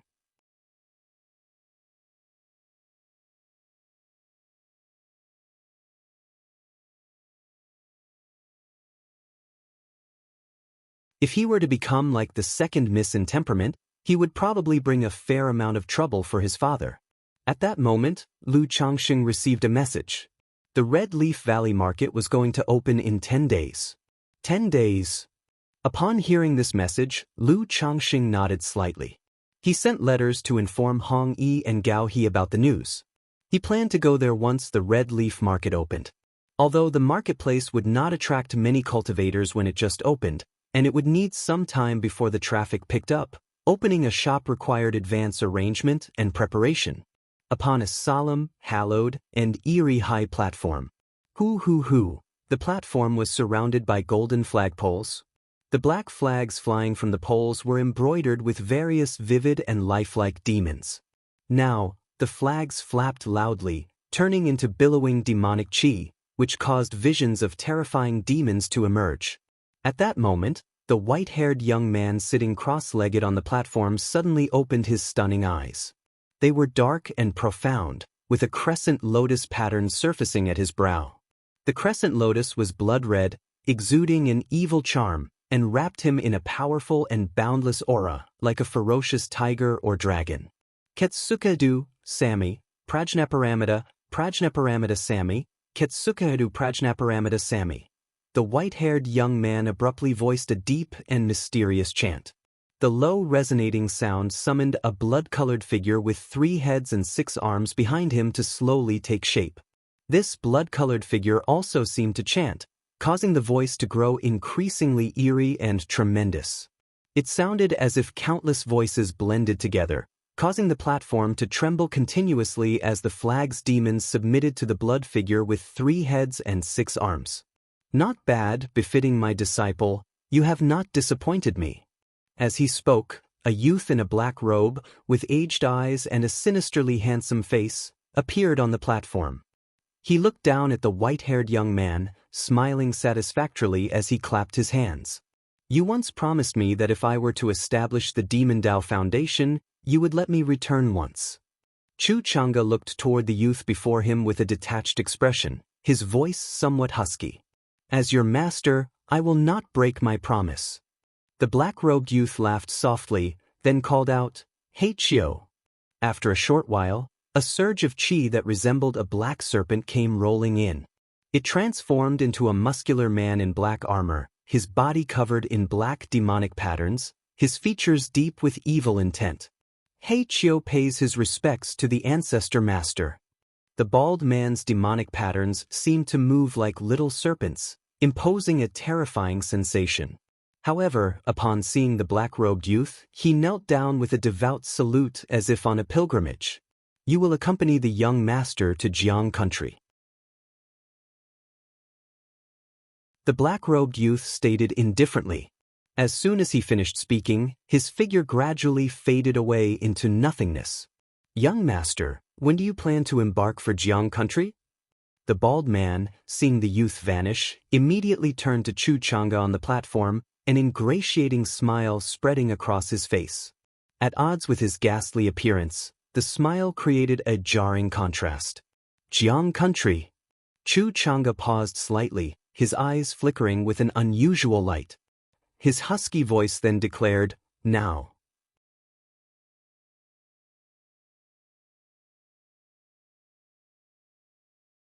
Chapter 268, Advanced Draw, Heavenly Spiritual Treasure. _ 10 days later. Red Leaf Valley Market. After its reconstruction into a marketplace, Red Leaf Valley still cultivated its mountains of red leaves and spiritual fields. Because the market had just opened, it was quite desolate. There were only people from the 4 major families and a few other forces. Lu Changxing and Lu Miaoge strolled through the market, familiarizing themselves with the situation. Although the mountains were still covered with red leaves, the interior layout had been reorganized, completely different from its original appearance. The planned layout bore some resemblance to the 9 Dragons market. It was divided into 4 areas, east, west, south, and north, designated for residential and commercial use, respectively. Shops used by the major families were basically located in the best spots within the commercial area. The location of Lu Changsheng's shop wasn't great, but it wasn't bad either. On the commercial street. When purchasing the shop from Hong Yi, Lu Changsheng had also become aware of its price. It was worth roughly 3,000 spirit stones. In a few years, maybe even a few decades, once the market's foot traffic increased, its value could potentially rise substantially. As for Hong Yi's shop, its location was quite ordinary. It was situated on a rather secluded street. One reason was that only shops at this level were still available for external sale. Another was that the Rui Marquis mansion had limited financial resources. They could at most bring out 1,800 spirit stones. While wandering with Lu Miaoge, Lu Changxing received a transmission from Gao He. "Sister Miaoge, I have something to take care of, I need to go over there," Lu Changxing said to Lu Miaoge. "Go ahead." Lu Miaoge replied, her white dress and gentle demeanor giving her an air of serenity. Suddenly, Lu Changxing went to meet Gao He at the market entrance and brought him to his own shop. This shop wasn't big, barely 200 square meters in size, with a 3-story structure. "Brother Gao, this shop will be in your care from now on," Lu Changxing said to Gao He. "For now, I can supply 3 supreme talismans and some superior-grade talismans every month. As for stock and inventory," Lu Changxing explained the shop's essentials to Gao He. Having spent many years in the 9 Dragons market, his experiences hadn't been in vain. He was quite familiar with the operations of a spirit talisman shop. "Brother Lu, this shop isn't owned by the Lu family, it's yours?" Gao He asked in astonishment after hearing Lu Changsheng's words.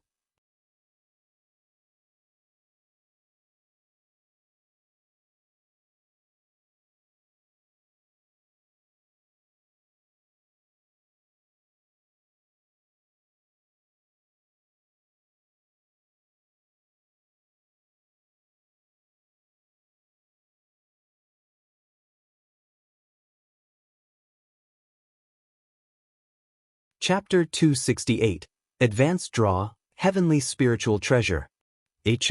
No artifact spirit? Having just extracted the 9 treasure Jade Rui, Lu Changxing had already gleaned a basic understanding of the information about this high-level spiritual treasure. This high-level spiritual treasure was indeed formidable. The 9 treasure Jade Rui contained 9 great divine abilities, known as the 9 treasures. The first treasure enhanced one's physical strength. The second treasure amplified mana and divine skills. The third treasure boosted the soul and divine sense. The fourth treasure increased speed, enabling one to ride the wind with incredible swiftness. The fifth treasure held healing divine light, repairing the physical body and treating the primordial spirit. The sixth treasure was protective divine light, shielding one from all methods of attack with its divine light. The seventh treasure was sealing divine light, capable of sealing another's mana or one's own aura. The eighth treasure was unsealing divine light, able to break through all sorts of formations and restrictions with a sweep of its light. The ninth treasure was 9-colored disaster light, capable of obliterating everything on its path. As for the first 4 enhancements like vigor, mana, soul, and speed, they could be amplified up to 10 times. While the fifth treasure's healing power could not bring the dead back to life, as long as there was a breath of life, it could generally save and prolong one's life. It could even consume one's origin source to instantly recover from all injuries. With just these effects, the 9 treasure Jade Rui could be considered a truly precious treasure. Not to mention the latter 4 divine lights, each an unparalleled divine skill. However, this high-level spiritual treasure did not possess an artifact spirit, as Lu Changxing had imagined. According to the system introduction, this high-level spiritual treasure was at the stage where it had just been refined by the God of the nine heavens, still yet to pass through the heavenly tribulation and nourish an artifact spirit to form an autonomous consciousness. If one had to categorize it, it could only be considered as an almost high-level spiritual treasure.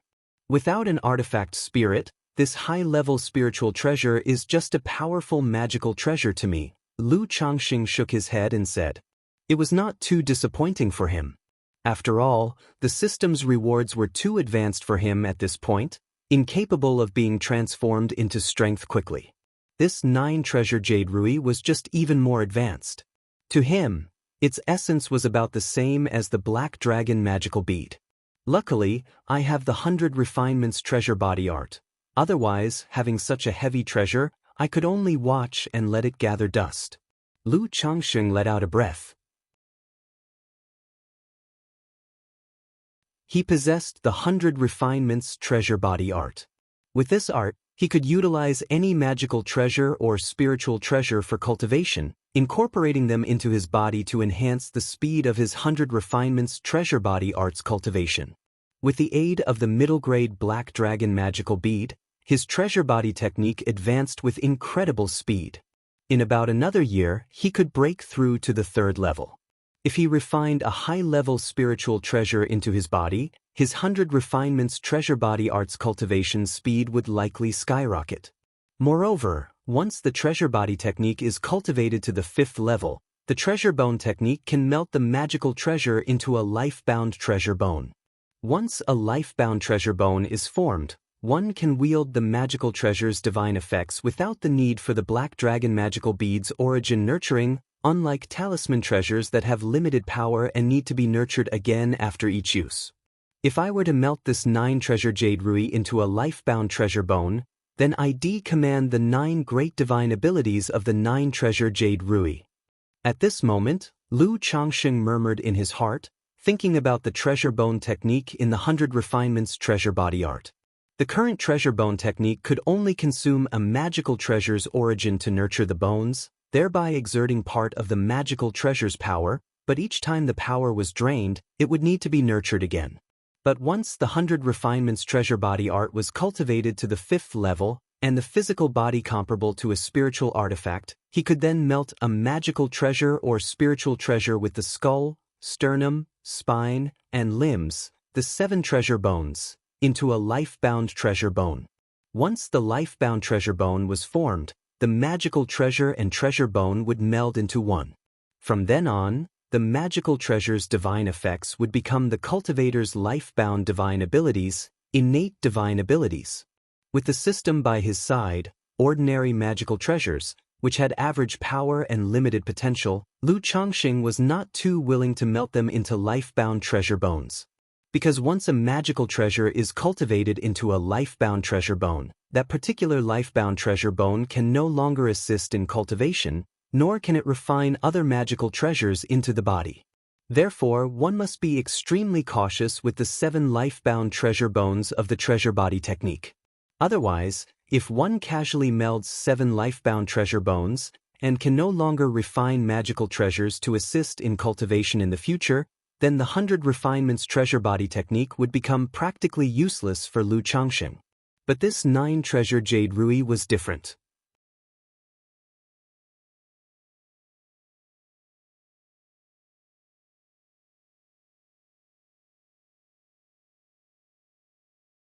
Chapter 269. Advanced Draw, Heavenly Spiritual Treasure. For he clearly remembered that the last time he returned home, his house was desolate and dilapidated, overgrown with weeds. How had it now returned to the appearance he remembered in his memories? Could it be the scene I saw before? Was it all an illusion? In fact, my parents, they might not be dead. Chu Chang's heart skipped a beat. The heart that had long been deadened was now roiling with emotion, and tears almost spilled out. But he didn't step forward to knock on the door. With his foundation establishment cultivation, he was able to clearly sense that within the residence, there was only one elderly person. There were no other signs of life. So he knew that the derelict state of the Chu residence he had seen before was not any illusion.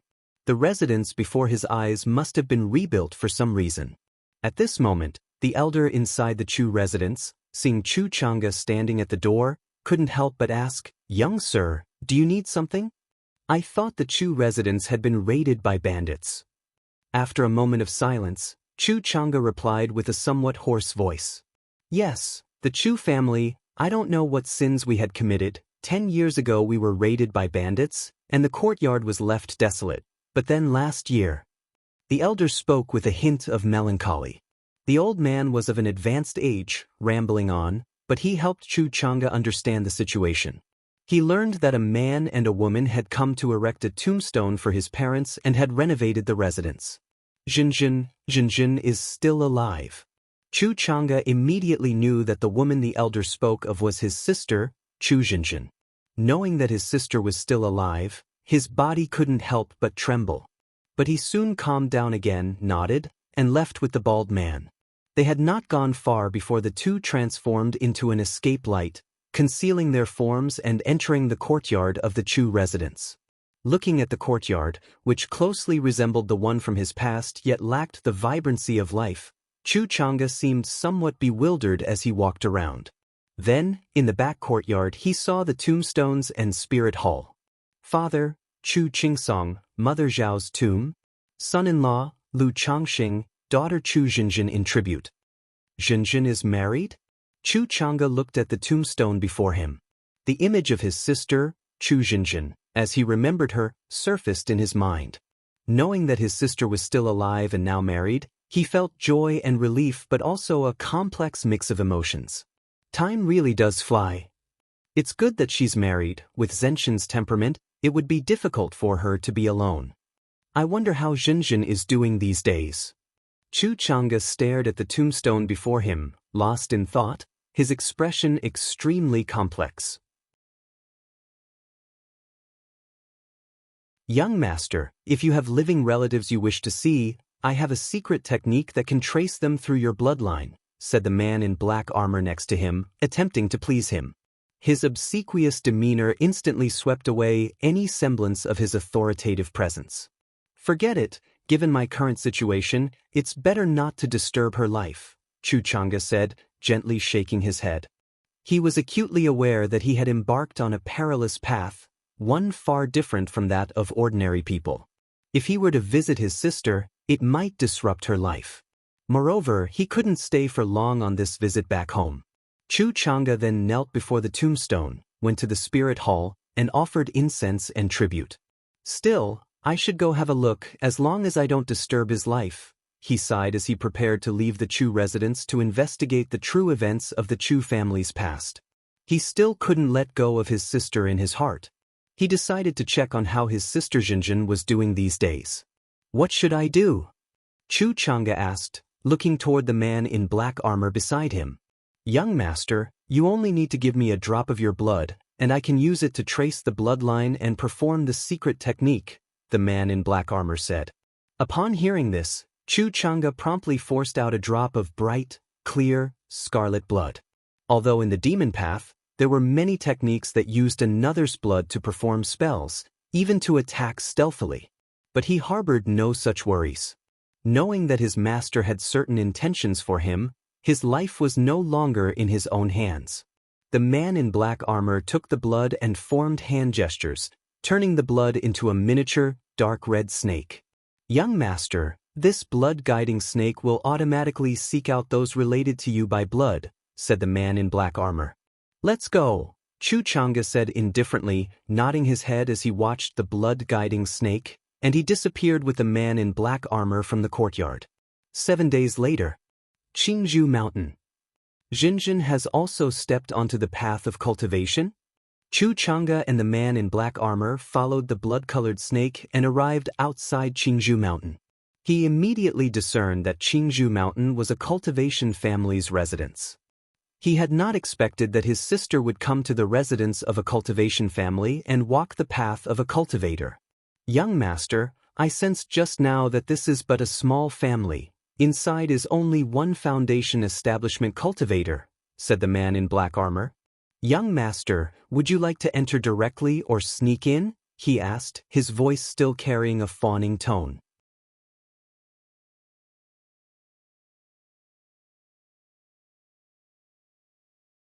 Chapter 270. Breakthrough in Cultivation Level, Spiritual Root Promotion. _1 Chu Chang'e and the man in black armor walked through Qingzhou Mountain. The two seemed invisible, unperceived by the Lu family's watching disciples. Following the blood-guiding snake, Chu Chang'e arrived at White Deer Mountain Villa. He immediately saw a group of the Lu family's people picking up their children from school. From the crowd, he instantly spotted a woman in her 20s, with a gentle and beautiful face, wearing a pink and white dress. The woman was holding a child, walking alongside a man in his 20s wearing a blue robe. There were also 8 or 9 children following them, chatting and laughing.